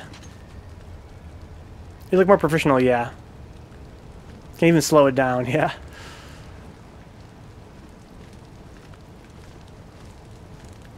Bloodborne served its purpose, right? Really, really well. Bloodborne's purpose was to take all the noobs whose first action game was Dark Souls and speed it up a little bit. So everybody would say, wow, it's like Dark Souls, but faster paced. It's awesome. It's a little bit simpler in terms of the RPG mechanics, got dumbed down, right? So there's not as much RPG stuff. So it's like, wow, it's streamlined, it's fast paced, it's a heart-pounding action experience. But, you know, there's an entire genre of games like that, right? That have no RPG mechanics, just like Bloodborne has no RPG mechanics, right? In Bloodborne, all the numbers, there's window dressing. They're not real. They're just there to play with your mind, make you think you're playing an RPG when you're not. You're just playing an action game. There's a whole genre of games out there that have no RPG, but they're fast-paced. And they're all about spacing and timing and 100 different weapons and, you know, being surrounded by monsters, just like Bloodborne is. Except they're actually good. Yeah, the MS Paint art, yeah. That'd be more worthwhile use of YouTube time than just copying all the streams there. And you're right, Templar, you're right. Frame-by-frame analysis. They're not real numbers, Steve. They're not real numbers. Maybe mathematically they're real numbers. They're not, you know, those, they're not the imaginary numbers, right? If I remember my calculus correctly. And I don't. But they mean nothing. The numbers in Bloodborne mean nothing. It's just there for show. It's there because of the lineage, right? It's like a vestigial tale. It's there because of the Dark Souls lineage. But in Bloodborne, the numbers are so damn nerfed, they don't mean anything anymore. Have shittier combat IMOs. Dix! You better shut your fucking mouth, Dix.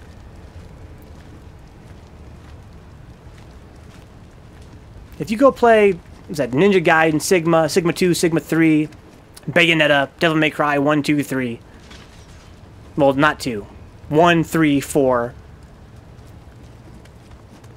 They're just like Bloodborne, but they're faster paced. You have a wider variety of cool weapons and skills. You have actual skill-based combat, not just combat based on memorization, which is my other big problem with Bloodborne. And, you know, it's a lot more to manage. It's a lot more fun. DMC is shittier than a Taco Bell dump. Yo. I never played DMC. I never played the reboot by Ninja Theory. Like, did you know Dex also increases your visceral damage? Just because you use weak-ass scaling weapons doesn't mean the weapons didn't have scaling. I'm not saying they didn't have scaling. I'm saying the scaling didn't matter. The scaling didn't matter. Maybe you beat the guys a little bit faster. What did you fucking do? It didn't change the way you played. So here's the thing about Bloodborne. Okay, I can't help it. I can't help it. Here's the thing about Bloodborne, right? Every stat in that game, when you're choosing how you play in that game, right? Let's say that you're leveling up, changing your stats, and it's affecting how you play, right? It's affecting how you play.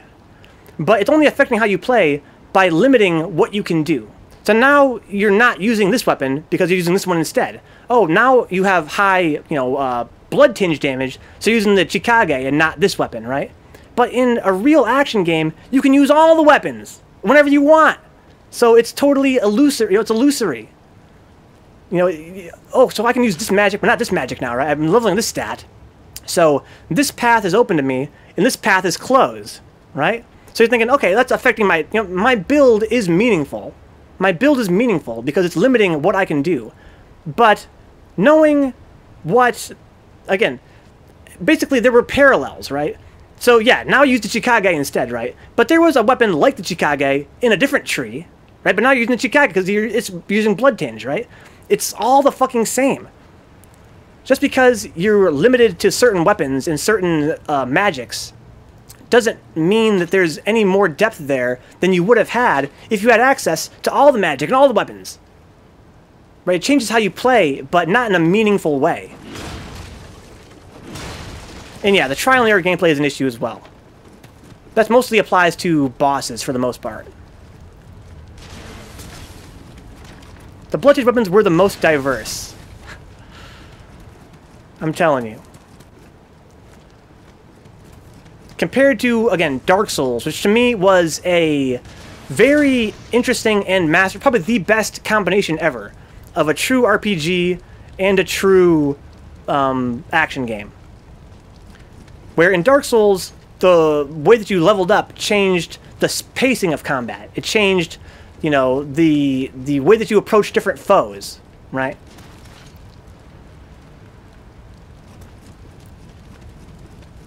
Look at this guy, he still knows I'm over here. Oh, son of bitch. Hey there, bud.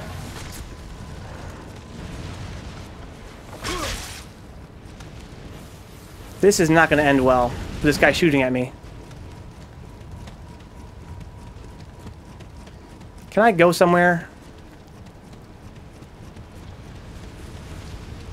Also, all the armor in Bloodborne, the stats were meaningless.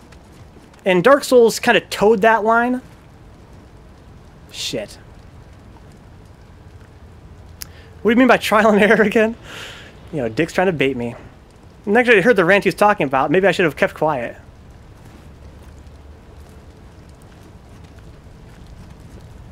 Yeah, in Dark Souls, the actual armor stats mattered. Based on how you raise your vitality, it would totally affect how defensive or offensive you played. Where in Bloodborne, the stats on the armor were nothing.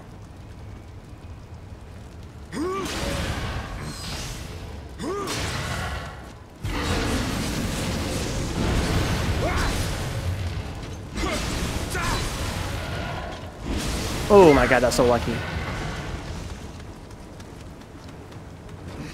But again, Dark Souls towed that line as well. Because in Dark Souls, the stat resistance, the status change resist was pretty much meaningless. But that same kind of design philosophy, where they crammed in the status change resist in Dark Souls just to have it, because it felt more RPG-ish to have it, even though it had no bearing on gameplay, that was kind of how every stat was in Bloodborne.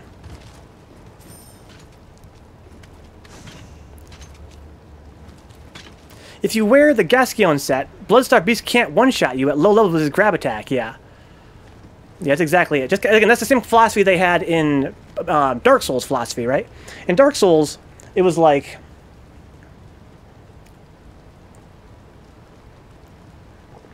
if you had 100 poison resist, then you effectively couldn't be poisoned. But anything... sorry, you guys are killing me. Anything below 100 or 1,000, whatever it was, some big number, right? Anything below that, then you were going to get poisoned in the same amount of time. So it was like, there's always one set or one piece of gear that if you wear it, then you can nullify that status change or whatever the situation is, right? It becomes meaningful. But anything below that number is meaningless, right? If you were in Dark Souls and you put on like all the poison resist stuff, except for that one magic piece that nullifies poison, then an attack that would poison you in 5 hits will instead poison you in 6 hits, right? So it's effectively meaningless. This armor you have, this poison resist stat. It was the same for all the stats in the game that were related to status changes. there was no reason to resist status change in Dark Souls, because anything below, like, an insane amount was totally ineffectual. And that's kind of how the armor is in Bloodborne, where if you wear, like, one certain set in one certain situation, it might give you a slight advantage, but really it had no bearing on the way you played the game. Again, unless you were trying to cheese it out with a certain set for a certain situation. And those were very few and far between as well. I never knew, yeah, Bloodborne, I'm sorry. Is boo-boo. Is boo-boo. You guys disagree? Yeah, it's probably the most hot of his hot takes I'm out. You guys don't... Do you guys think that status resist is worthwhile in Dark Souls? 1, 2, or 3? It's not. Status changes resist is pointless in Dark Souls. Just like in Bloodborne, for one thing, there's not enough enemies that utilize status change magic. That's one thing. The other thing is that you have to have an insane amount for it to have any effect. More than you can get from any reasonable gear. Again, usually there's like, you know, like the mask that gives you 1 billion curse resist. Okay, now you can resist curse. Great. But if you wore, you know, regular gear that curse resist, it has no impact. Oh, here's the, you know, the ring that makes you have 10 billion poison resist. Now you can resist poison. Before that, no. It's the same. It's the same no matter what you have. And Bloodborne takes that same approach, but to the actual physical defense stats, right? Like, you know, if you had maxed out, like my character in Bloodborne was a tank. I had all the highest defense and all the highest HP stuff. That meant that an attack that would normally kill me in, again, 4 hits would now take 5 hits to kill me. But I had to fixate so hard on defense and HP to get that 1 extra hit. It's pointless.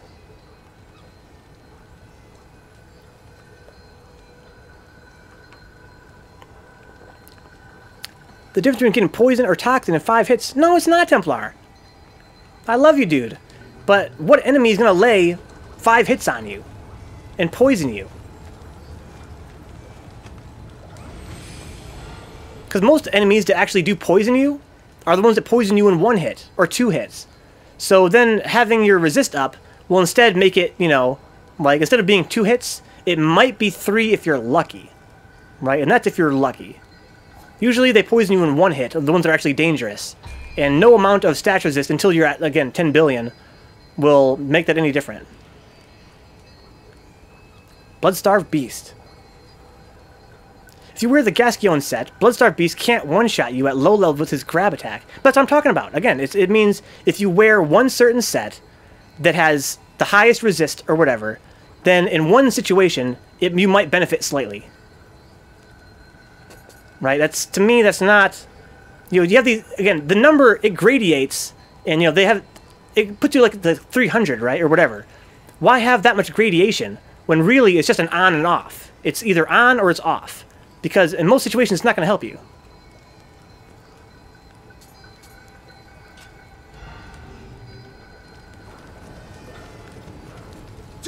It also mattered quite a bit for PvP.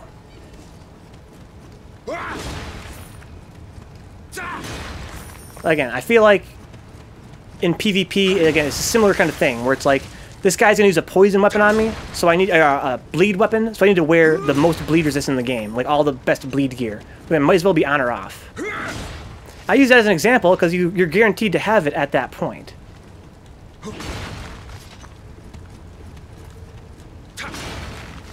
So I guess what Dix is saying is that there is a game of inches. I don't know. Said I've watched a lot of Dark Souls PvP in my life now, and it doesn't seem to be a game of inches. It seems to mostly just be a game of cheap shots and gimmicks.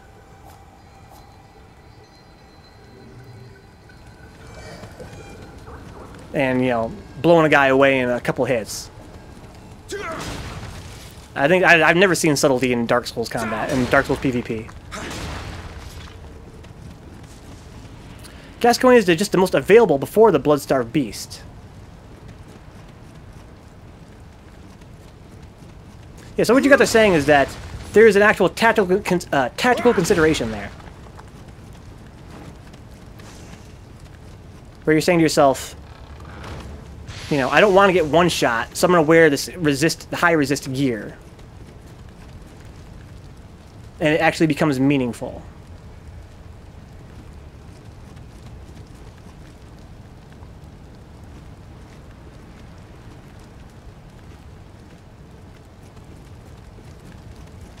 I don't know. I still disagree. Again, how many situations can you actually name like that makes it worthwhile to call Bloodborne an RPG? How often do the numbers really matter in Bloodborne? I beat the entire game and all the DLC, and to me the numbers never seem to matter.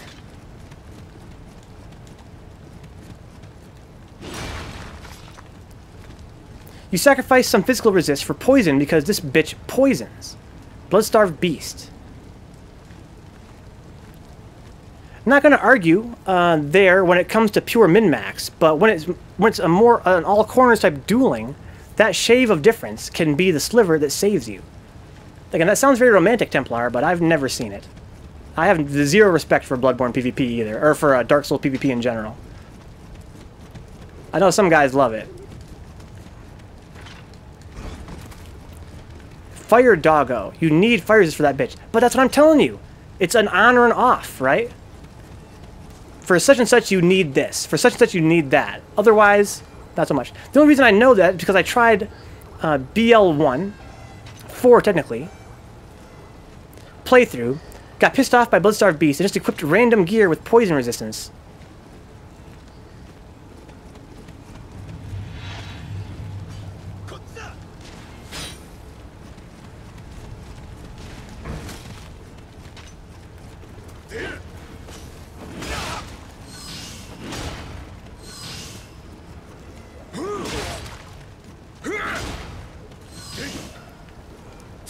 Bonk.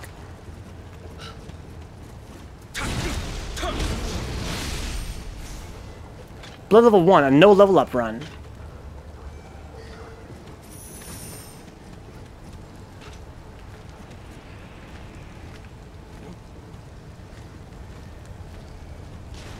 Yeah, I don't know. I still disagree.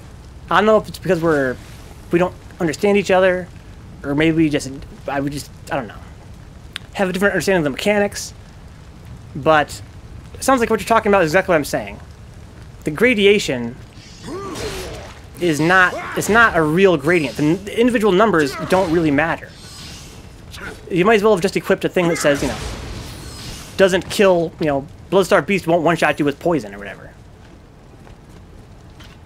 The fact that it's got, like, you know, this gives me +5 poison resist, this gives me +8. Oh, interesting. Oh, that doesn't seem to matter at all in Bloodborne. Yep, you're a butthead. Oh, this armor gives me +5 physical resist, but this one here gives me +10. Oh, it doesn't fucking matter. That enemy's gonna two-shot you either way. Oh, this one gives me this gives me that. And again, sure, there's that outside case where an enemy, you know, killing you in 5 hits is all the world different from killing you in 7 hits, right? But that's very, very, very rare. Or in this case, you know, you barely edge out Blood-starved Beast in a level 1 playthrough if you have a certain set of gear on, or, you know, a certain level of poison resist. But I'm telling you guys, that an RPG does not make. You can very safely ignore all those numbers in a regular playthrough and never miss them. I guess I'm thinking that in Bloodborne, if you'd never played an RPG before, and were just, you know, like running through and just leveling up whatever, you'd have the game that you played would be very little different from somebody that really cared about the stats. It's just there to make you think you're making interesting decisions, when really none of those decisions you made leveling up really matter in the end of the day.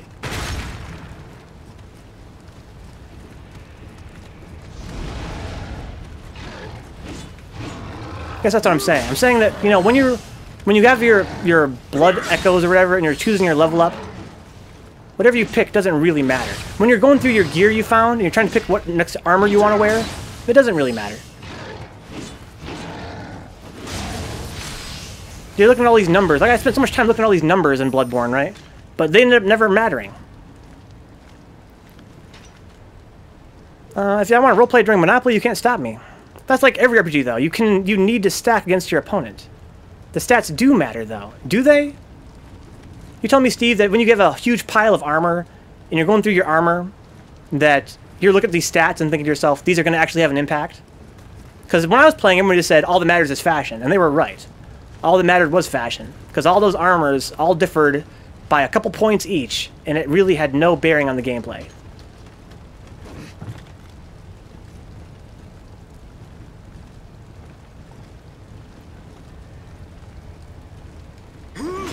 And again, I spent the entire game leveling up defense and HP, and it didn't fucking change the way that enemies killed me, that's for sure.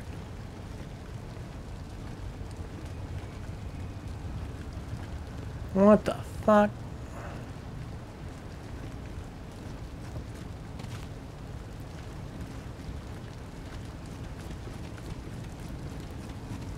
What are you doing back here, bro? Who are you aiming at? Was I over there at some point?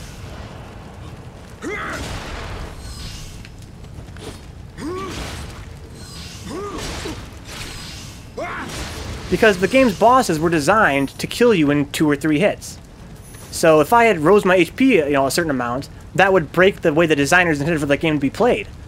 So the points I put into it meant nothing, because the bosses were meant to kill you in a couple hits. Because I changed gear to deal with them.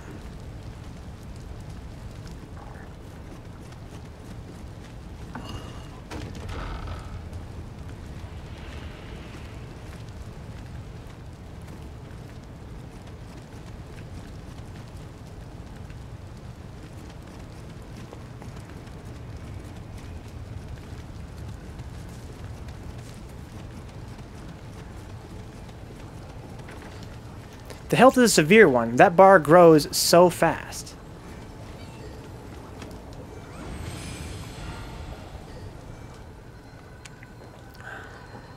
Yeah, the bar grows. But the fact that the bar grows doesn't mean anything. Again, it's an illusion. Let's say you fight a boss, right? And it does like a move that smacks you. And that move does 3 times your health bar. If you raise your bar by, 3 times... it doesn't change the fact you died in 1 hit. Sure, there's a difference between a 2-hit death and 4 to 5 hit one. Yeah, to me that's what it feels like. But that 2 to 3 extra hits gives you a chance to use blood vials. A 2-hit death and a 4 to 5 hit one. I don't know, Steve. Again, in the end of the game, with I print every level up point I had in health, and I always chose the armor with the best defense. Those bosses were killing me in 3 hits. Any hit they did, basically. I'm not talking about like the 3, the earth-shattering hits. Those would kill me in 1 hit. Like the one that telegraphed for a million years, that's a 1-hit kill. But their regular attacks are like 3-hit kills. I don't feel like if I had never raised health, that my experience would have been any different.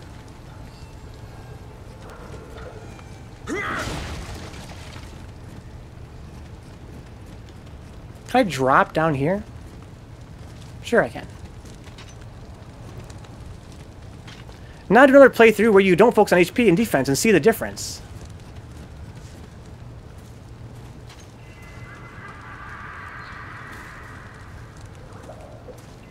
I think that you're right, Dix, in this respect.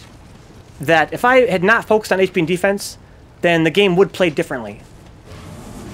Oh shit! But I don't agree that the boss fights I would be able to play. Yeah, I don't think that I was able to survive more effectively because of my health. Because again, I was getting one-shotted 24/7. I don't see that being different if I had not focused on health. But what I do agree about is that I think that HP is a trap stat in that game, and it would have been a lot easier if I had never raised health, I think. That's what I think. I think if I had rose attack power instead, that was what you're supposed to do in that game. And the fact that I even include health as an option, it was a poor game design decision. I feel like they wanted you to die in 2 hits to each boss, and no amount of health leveling would change that. Or no amount of armor would change that. So I should have just focused on attack power. I think you're supposed to kill the bosses in that game before they kill you. That's what I think. Because they're going to kill you. You want to kill them first. I'm going to do it, guys. I'm going to do it. It's not a matter of if, but when. I'm going to play Bloodborne again one day. And I'm going to play it very differently than I did last time.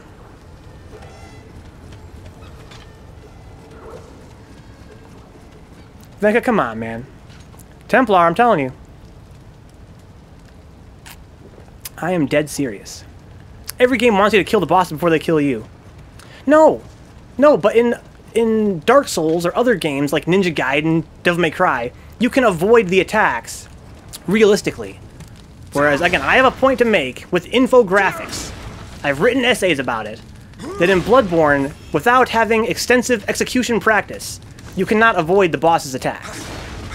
That's, you know, memorization per boss. It's not a skill you grow through the game. It's a skill you grow from dying to that same boss until you know its attacks. Then you can dodge them. But again, even then, I argue that there's a big luck factor. That's what I mean by kill the boss before it kills you. I mean that you are not going to be able to survive indefinitely against this boss. So you have to kill it before it kills you. That's what I meant by that. I didn't mean, you know, obviously you have to kill it before it kills you. I mean, if you're in this fight for long enough, you are going to die, so you have to kill it before it kills you. Whereas in other games, you can be in a fight indefinitely if you are, you know, oh shit, defensive enough. You are destined to die in this fight if you are in it for too long. So it's in your benefit to not focus on defense, but to instead focus on damaging the foe before it has time to kill you. Because given enough time, it will kill you. That's what I mean.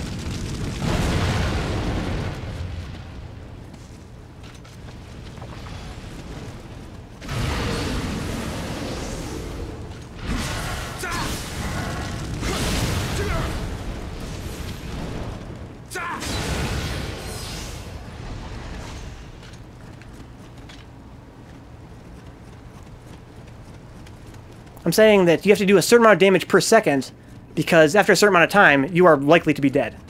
The only one that will straight up kill you if you wait too long is the Shadows of Yharnam one.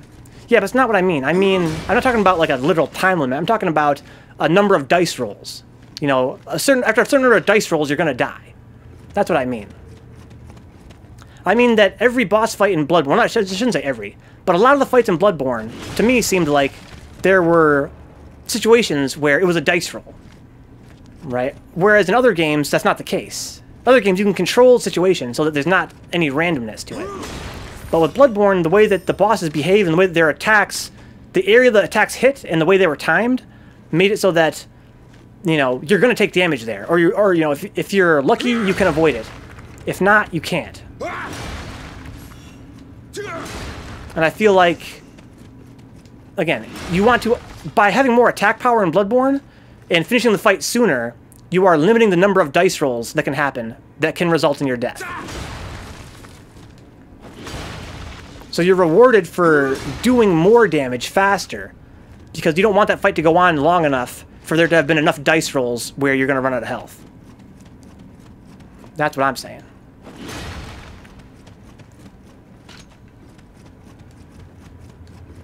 At least for a first playthrough. Again, I think that you could neutralize that, again, by dying enough times and having the patterns all memorized. But for a first playthrough, until you know all the boss's moves by heart and the way they're timed, it's a lot of dice rolls.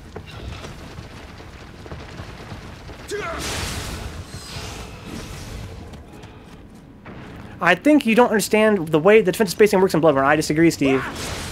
I think you don't understand. And here's something else, Steve. I think I died a lot less than you in Bloodborne. I'm gonna die from fire. That's what I think. I think I died a lot less than all you guys in Bloodborne.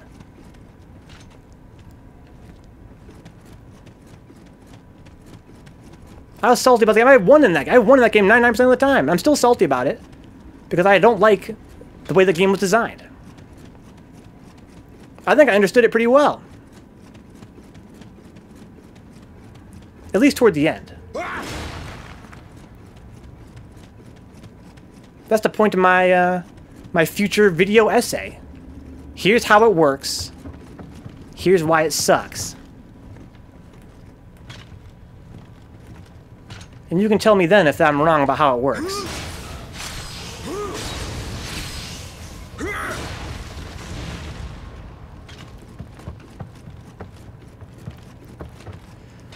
I have no more elixirs. I have to go back.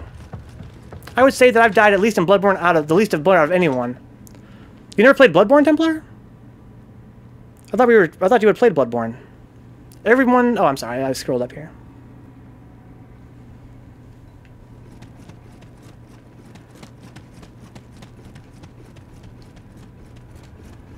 I think I have a profound understanding of Bloodborne's combat. It could be stronger. My understanding could be deeper. It could be stronger. I'm sure of it. If I played Bloodborne again 2 or 3 more times, I could understand it better.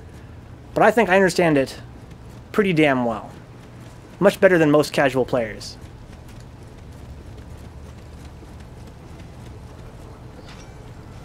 I'll be waiting to see it. The best way to not die in Bloodborne is not to play. Never die. Funny game, this. The only way to win is not to play.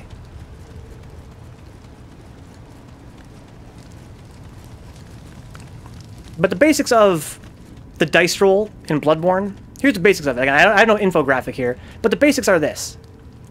If you are in front of a foe at a certain spacing, they can attack instantly, you know, before a human can react, like a quick swipe. Or they can raise their fist and then lurch and then come down, right? Because of that simple variance, then if you see them twitch and you dodge, in the first case, you win. Because you have reacted to their attack and it's instant, so you dodge through and you're fine. In the second case, though, you're punished for dodging. Because you have dodged into their lurch. And then you're vulnerable during the actual hit. And that's the simple... That's to totally simplify the matter. To kind of, you know... to abstract it, that's the abstraction. It's the instant attack versus the delayed attack. And in Dark Souls, you have a shield that will help you learn the difference between the instant attack and the delayed attack. Ooh. Whereas in Bloodborne, you do not. So, when you fight a foe for the first time, there is that chance that you're going to be hit by that instant attack. You have no other option. There is no... Because he only uses that move when you're in range to be hit by it, right? So you can't stay back and observe. When you walk into his personal space, then you're going to be... And you don't even know what his personal space is yet, right? Because you never fought this enemy before. So it could be a ranged attack, or it could be a close range attack. And enemies in Bloodborne have this habit of rushing towards you while swinging their limbs, like, wildly. That's an aggressive spacing. Are you telling me that in Bloodborne, there's a non-aggressive spacing? I'm not sure I agree.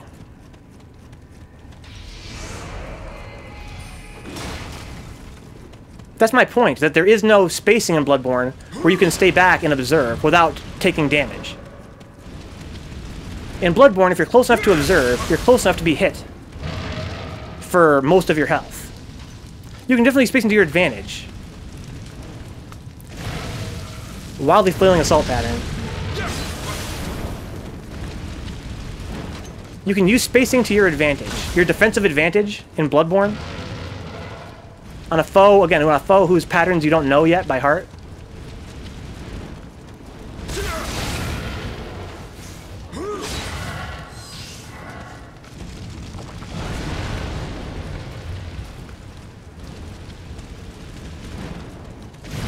You can stay back, dodge away. No, you can't, Steve, because he comes at you flailing his limbs. That's what I'm saying. If you stay back and dodge backward, you are fucked in that game. And spam back dodge. You can hit them, and they can't hit you. I totally disagree. I totally disagree. That is how I play the game. That's my instinct, is to watch them and dodge back like this. That's how I played through all kinds of fucking games. They come running at you like this. Whoa, whoa, whoa, whoa, whoa, whoa, whoa, whoa, and they will fuck up your day.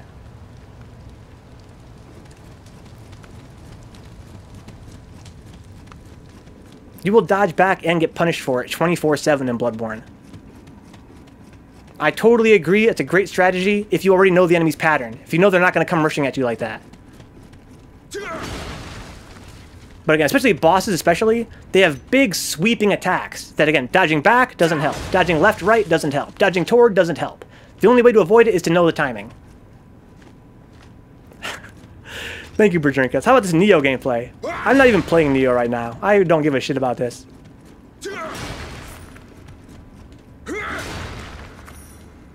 I think you guys are both full of baloney. In Bloodborne, you cannot just dodge back and be safe. The designers were very careful to make that not a possibility. I believe the game was designed to be trial and error, and the whole reason why enemies do that pattern, where they rush forward and attack, is to stop you from being able to backdash. Yeah, that too, Templar. I believe the whole reason enemies have the patterns they do in Bloodborne is to neutralize every defensive option, so that the only way to win is to already know how they're going to behave. The whole point of the game is to reward you for matchup knowledge, right? It's like a fighting game. If you spam dodge backwards without attempting to attack, I'm fairly confident you can. I don't think so, dude, because it's not like this game. In this game, when you spam dodge backward with low stance, you have a ton of iframes. But in Bloodborne, if you spam dodge back, you have to recover between dodges. In that time, I'm telling you, they're gonna smack you. Because you don't know the timing of when to dodge. If you dodge back in Bloodborne, during your recovery from that dodge, there's a very high probability you're going to get smacked. That's what I'm saying. There's an attack that enemy probably has that'll make them lurch forward far enough to punish your back dodge. I'm almost certain of that. I feel like it happened to me all the time.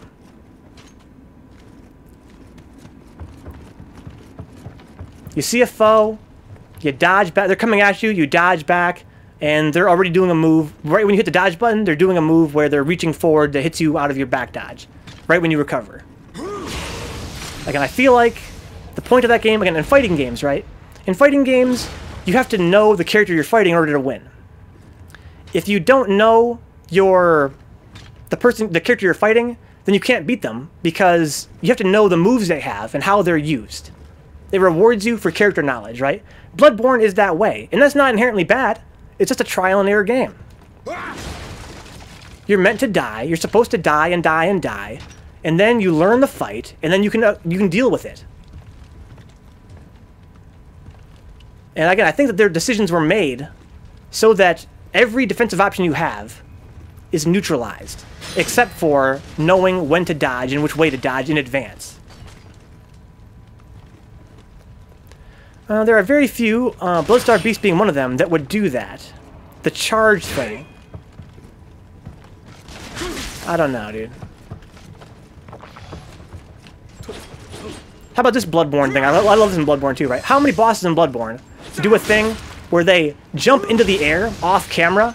They go whoosh and jump off the camera, right? And then some number of seconds later, they come down and smash you, right?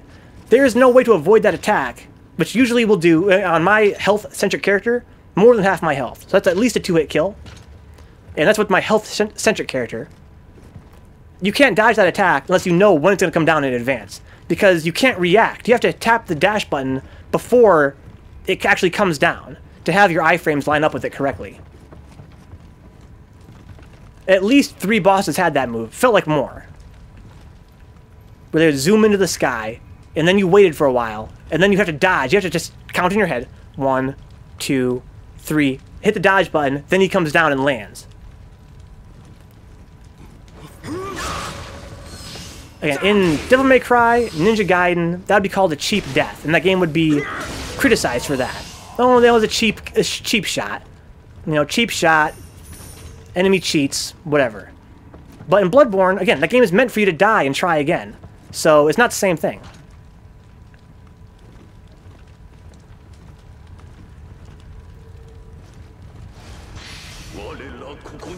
In Logarius' case, yeah, Logarius, yeah, I don't count him. Logarius also had what I like to call symmetrical timing, where Dark Souls use symmetrical timing, especially 2 and 3. Where in Dark Souls 2 and 3, enemies will do this. They'll go, hua, hua, right, hua, hua, so that it was instinctive when to dodge. And again, Logarius did that a lot, where he had moves where he would telegraph when to dodge before you even were hit, because of the way that he swung his scythe. Whereas most enemies in Bloodborne, I felt like they intentionally staggered their timing. Kind of like Nameless King in Dark Souls 3. They intentionally stagger their timing so that you don't know when to dodge. The only boss you don't stay locked onto when they do that is Ludwig, and I agree that was dumb.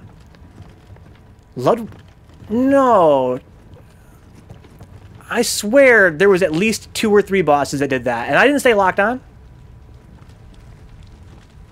But yeah, you're right. Ludwig, I know did that. That's the horse guy, right?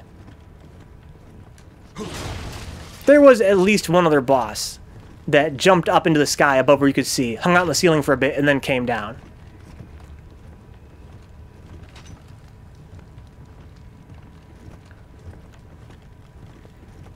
You guys can tell I'm tired. I am going full rant. I apologize, guys. I don't mean no offense.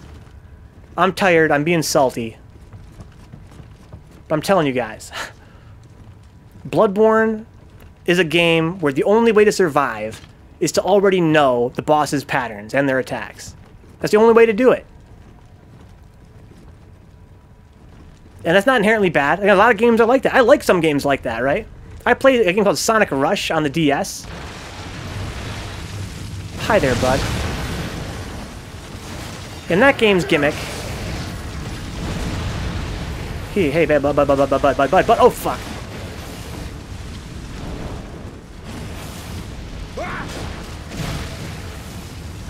Shit. Where am I? I've been here before, right? I play a lot of games where they reward you for memorization. But in my Dark Souls and my action games, I don't like it. It's not my thing. I like it when I feel like it's a fair fight, that I can win just from the skills I've developed through the game, not by fighting the same boss 10 times and learning his patterns. The Cleric Beast does it, but I don't think it tracks you the way Ludwig does, as in you run away after he jumps, you won't get hit. The Cleric Beast. What was that boss? Remember that tentacle boss in the DLC in the underground underneath the church? Didn't they have a move like that? The weird squid-looking guy? Or was it like a octopus or something like that?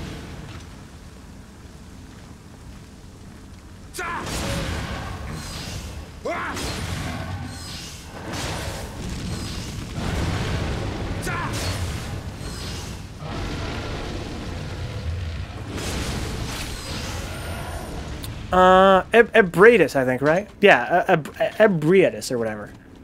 That's what I'm talking about, I think. Not the amygdala. It was underneath a church or something. And it wasn't the Orphan of Kos.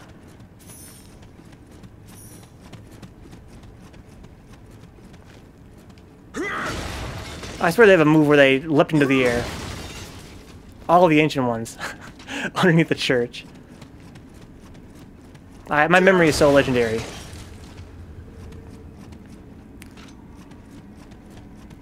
Pretty sure it was Ebriatus.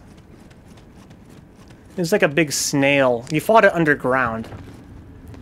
You were inside of a church, then you took an elevator down. Remember that? Then you fought something. Tentacle face, squid-like, yeah. Yeah, you know, you had to take an elevator from a church. I'm pretty sure it was the DLC. Yeah, Ebriatus.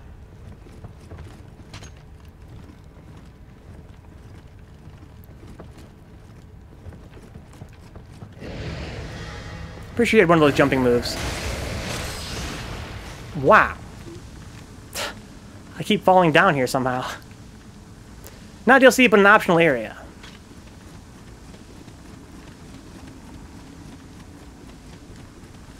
What time is it? It's almost 3 o'clock. Just got to it late, if I recall correctly. I'm telling you guys.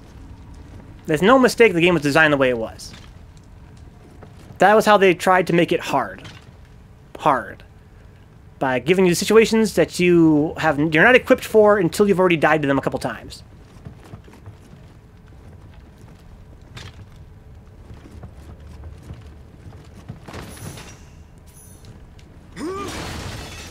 The reason why enemies in that game have such a wider attack radius than in Dark Souls, they sweep wider horizontally, they go further forward with their attacks, they have more staggered timing. That's because you're supposed to die until you have it memorized. Like I'm telling you, dicks, I guarantee you, go watch my Bloodborne playthrough. I didn't die that much. But when I did die, it was just because, you know, it was some attack that I couldn't have avoided. And I guarantee you I died less than any of you guys. Because I'm godlike at action games. I think I have, again, it doesn't bother. Some people think to themselves, you know, this game's hard. I lost because it's hard. Those people are wrong. They just don't have the experience to know the difference between a game that's hard and a game that's unwinnable. They gave it a lot of forgiveness. Ooh! Because the media had led them to believe. Oh, I have no fucking... The media led them to believe that the Dark Souls franchise in general is hard but fair. Shit.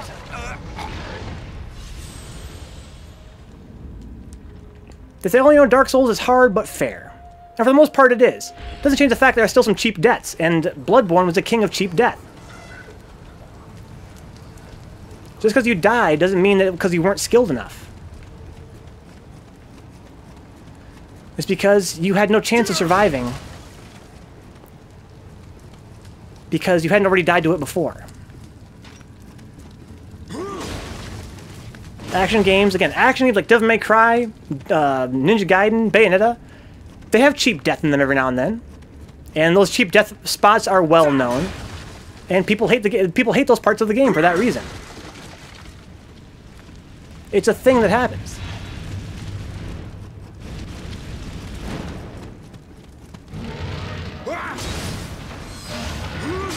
In Bloodborne, every boss fight, almost without exception, has spots you're gonna die cheaply.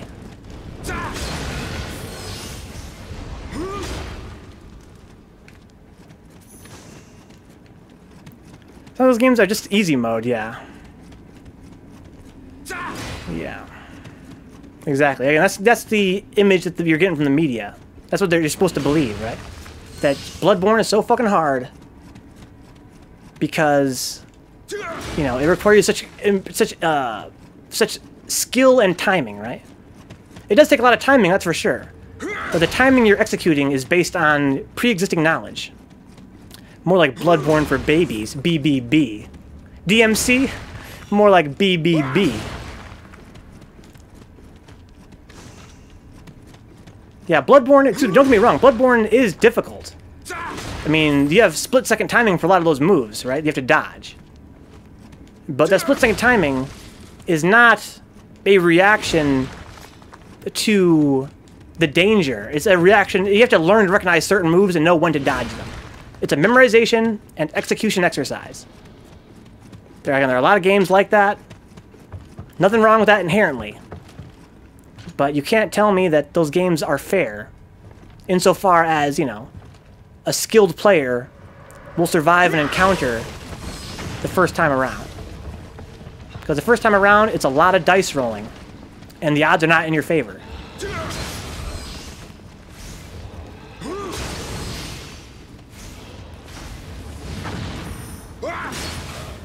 If you look at it as a game that you're meant to live, you know, to reward you for, you know, understanding the gameplay mechanics, you know, the spacing, the defensive options, then you're going to say that death was cheap. This game has a lot of cheap death. But if you look at it as, you know, you're supposed to die and then memorize it and then execute it, then it's perfectly fine. When's I want to be the guy, though? Cheap desk galore, yeah. Baby Netta, god of board. Oh my fucking god, dick sucker. Stop it. Stop it, please. Yeah, you know, like, again, I want to be the guy. Same kind of game. It rewards you for memorization. That's the point of it. It's fun in that respect. You're not supposed to survive it. You're supposed to die, and then, you know, learn, and then memorize it, and then execute it. And then when you execute, it's so satisfying, right? Because you executed it correctly. You had to take your lumps in learning it.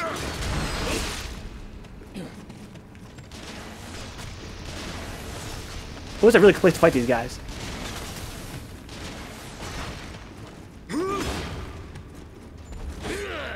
But again, the point of the game is not to live. The point of the game is to die and try again. So the fact that the death is cheap, that you couldn't have seen it coming, is a non-factor. But people act like Bloodborne is not that way, and it certainly is. It's a death you couldn't have seen coming, but next time you know, so now you have to avoid it next time. And then you survive for another 5 minutes, then, oh, here's another attack I couldn't have seen coming, now I died from that one. Start over again. Maybe next time you get it.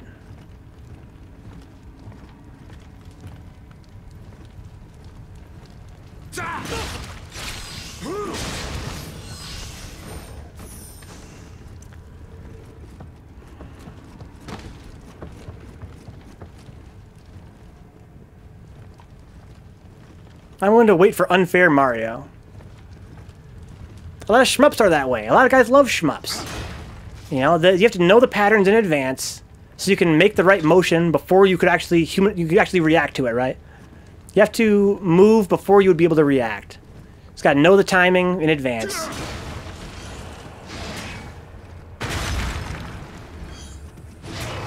That's the way Bloodborne was. And Dark Souls would be that way too if you didn't have a shield.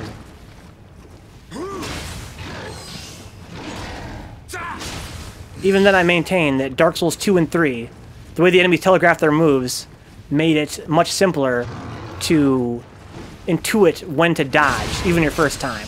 Whereas Bloodborne intentionally obscured that shit. They intentionally made it hard to know when to dodge just by seeing the way they move animated. The whole point of the animations was to throw you off sometimes, so you wouldn't know when to dodge.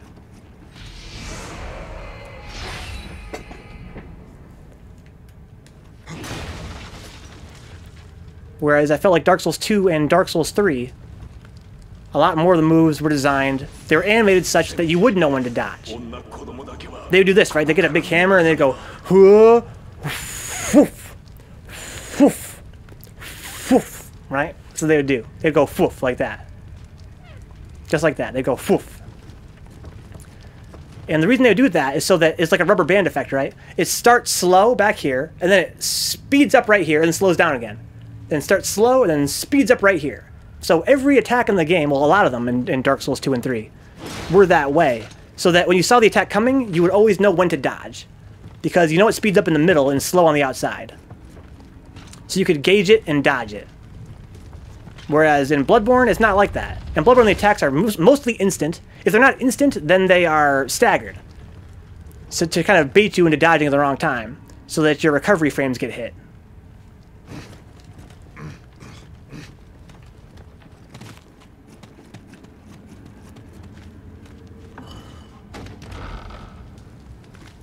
Okay. So I think, before I'm like getting more of a fool of myself, I'm like drunk right now. I'm like barely playing Nioh. I'm ranting. I would say I qualify as raving right now. I am raving.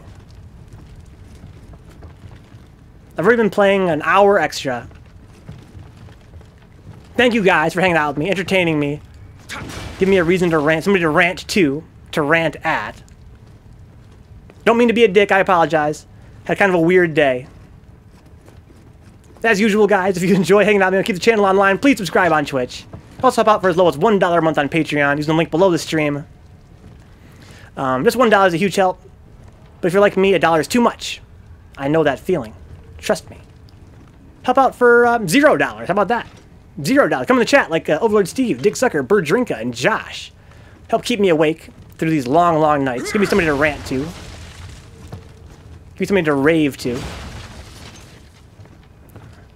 Also, help out for free by, you know, following us on Twitch. Or tell your friends we're here. How about that? If they enjoy a nerd ranting himself hoarse about a game he played months ago. Who doesn't love that? You can also save clips on Twitch as well. I'll put those on my break screen. They're kind of cool. Help it a little bit more lively on the break screen, so I feel less bad about sipping away for 5 minutes. I love those clips. They're pretty funny as well most of the time. Also, you can check out my YouTube channel. I have all of my past streams on YouTube. Usually in 1080p, 60 frames. So it's kind of nice for Third Strike especially. This game as well probably looks a little bit better than 60. Maybe. It runs at 60, which is kind of cool, whereas Dark Souls games don't. I think it's a boss right here. I think it's a boss right here. Fuck that. I'm not going to fight no damn boss. Yeah, thank you, Digsuck, for hanging out. Thank you, Steve. Nostalgia Salt. Definitely the title for this one, yeah. We're salty about Nioh. We're salty about Bloodborne. All these games we played months ago. Still salty about them. Guys, thank you so much. I'll be back on Tuesday with some Sonic the Hedgehog, Third Strike, and, I'm so sleepy. What was that other game? Super Metroid. Super Metroid on Halloween. I'll see you guys. And I'm going to do some more work tonight. I'm going to do some graphic work for my panels below the stream. I got some new panels down there. I still need to make a few more.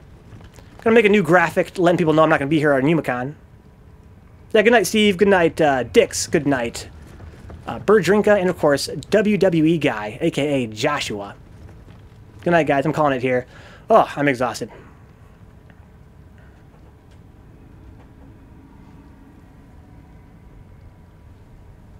Wait, what?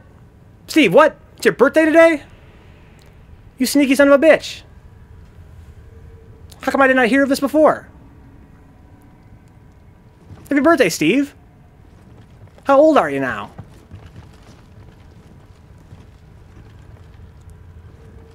I gotta go save my game or something, right? Yeah, I do.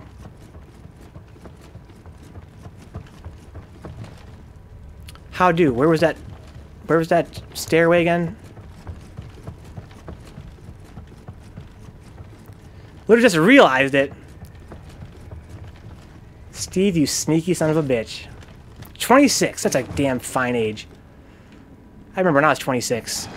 I've got The Last of Us to Evil, but mentally just right now. I got Sonic the Hedgehog, Commander Keen, Nights into Dreams, Tokitori, all kinds of fun games on YouTube. Check it out. 26. Every stream I've ever done is archived over there in glorious high quality. Steve's as young as I thought in that case. Because the chat goes on stream for that reason. The reason why when you're watching the stream you can see me and Steve are basically the same age. For YouTube. Because that's really most of the fun. Oh no. Fuck. I thought these guys were still fucking dead.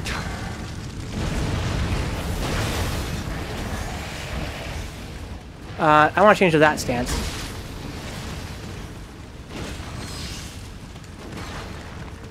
Run away.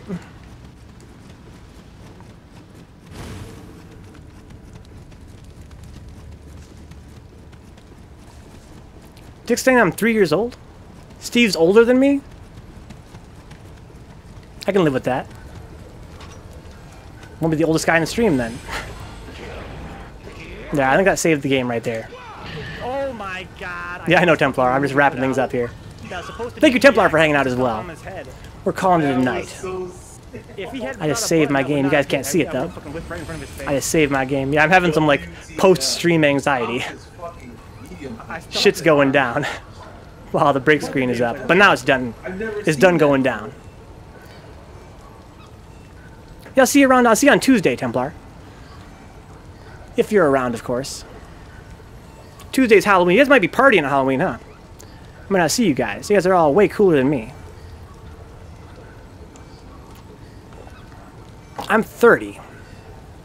I became 30 last year, so that means that in May of 2018 I'm going to be 31, so I'm halfway to 31. I'm 30 and a half. Remember when you were a kid and half years counted? I'm 30 and a half. Wow, good spacing on that. No punish on that. I think it was... Ooh, no, he blocks that. Red parries? Yo! By Twitch standards, I'm an old man. Just to be stylish. There's no reason for that. Old man Venka. Oh, I didn't know they do that much damage.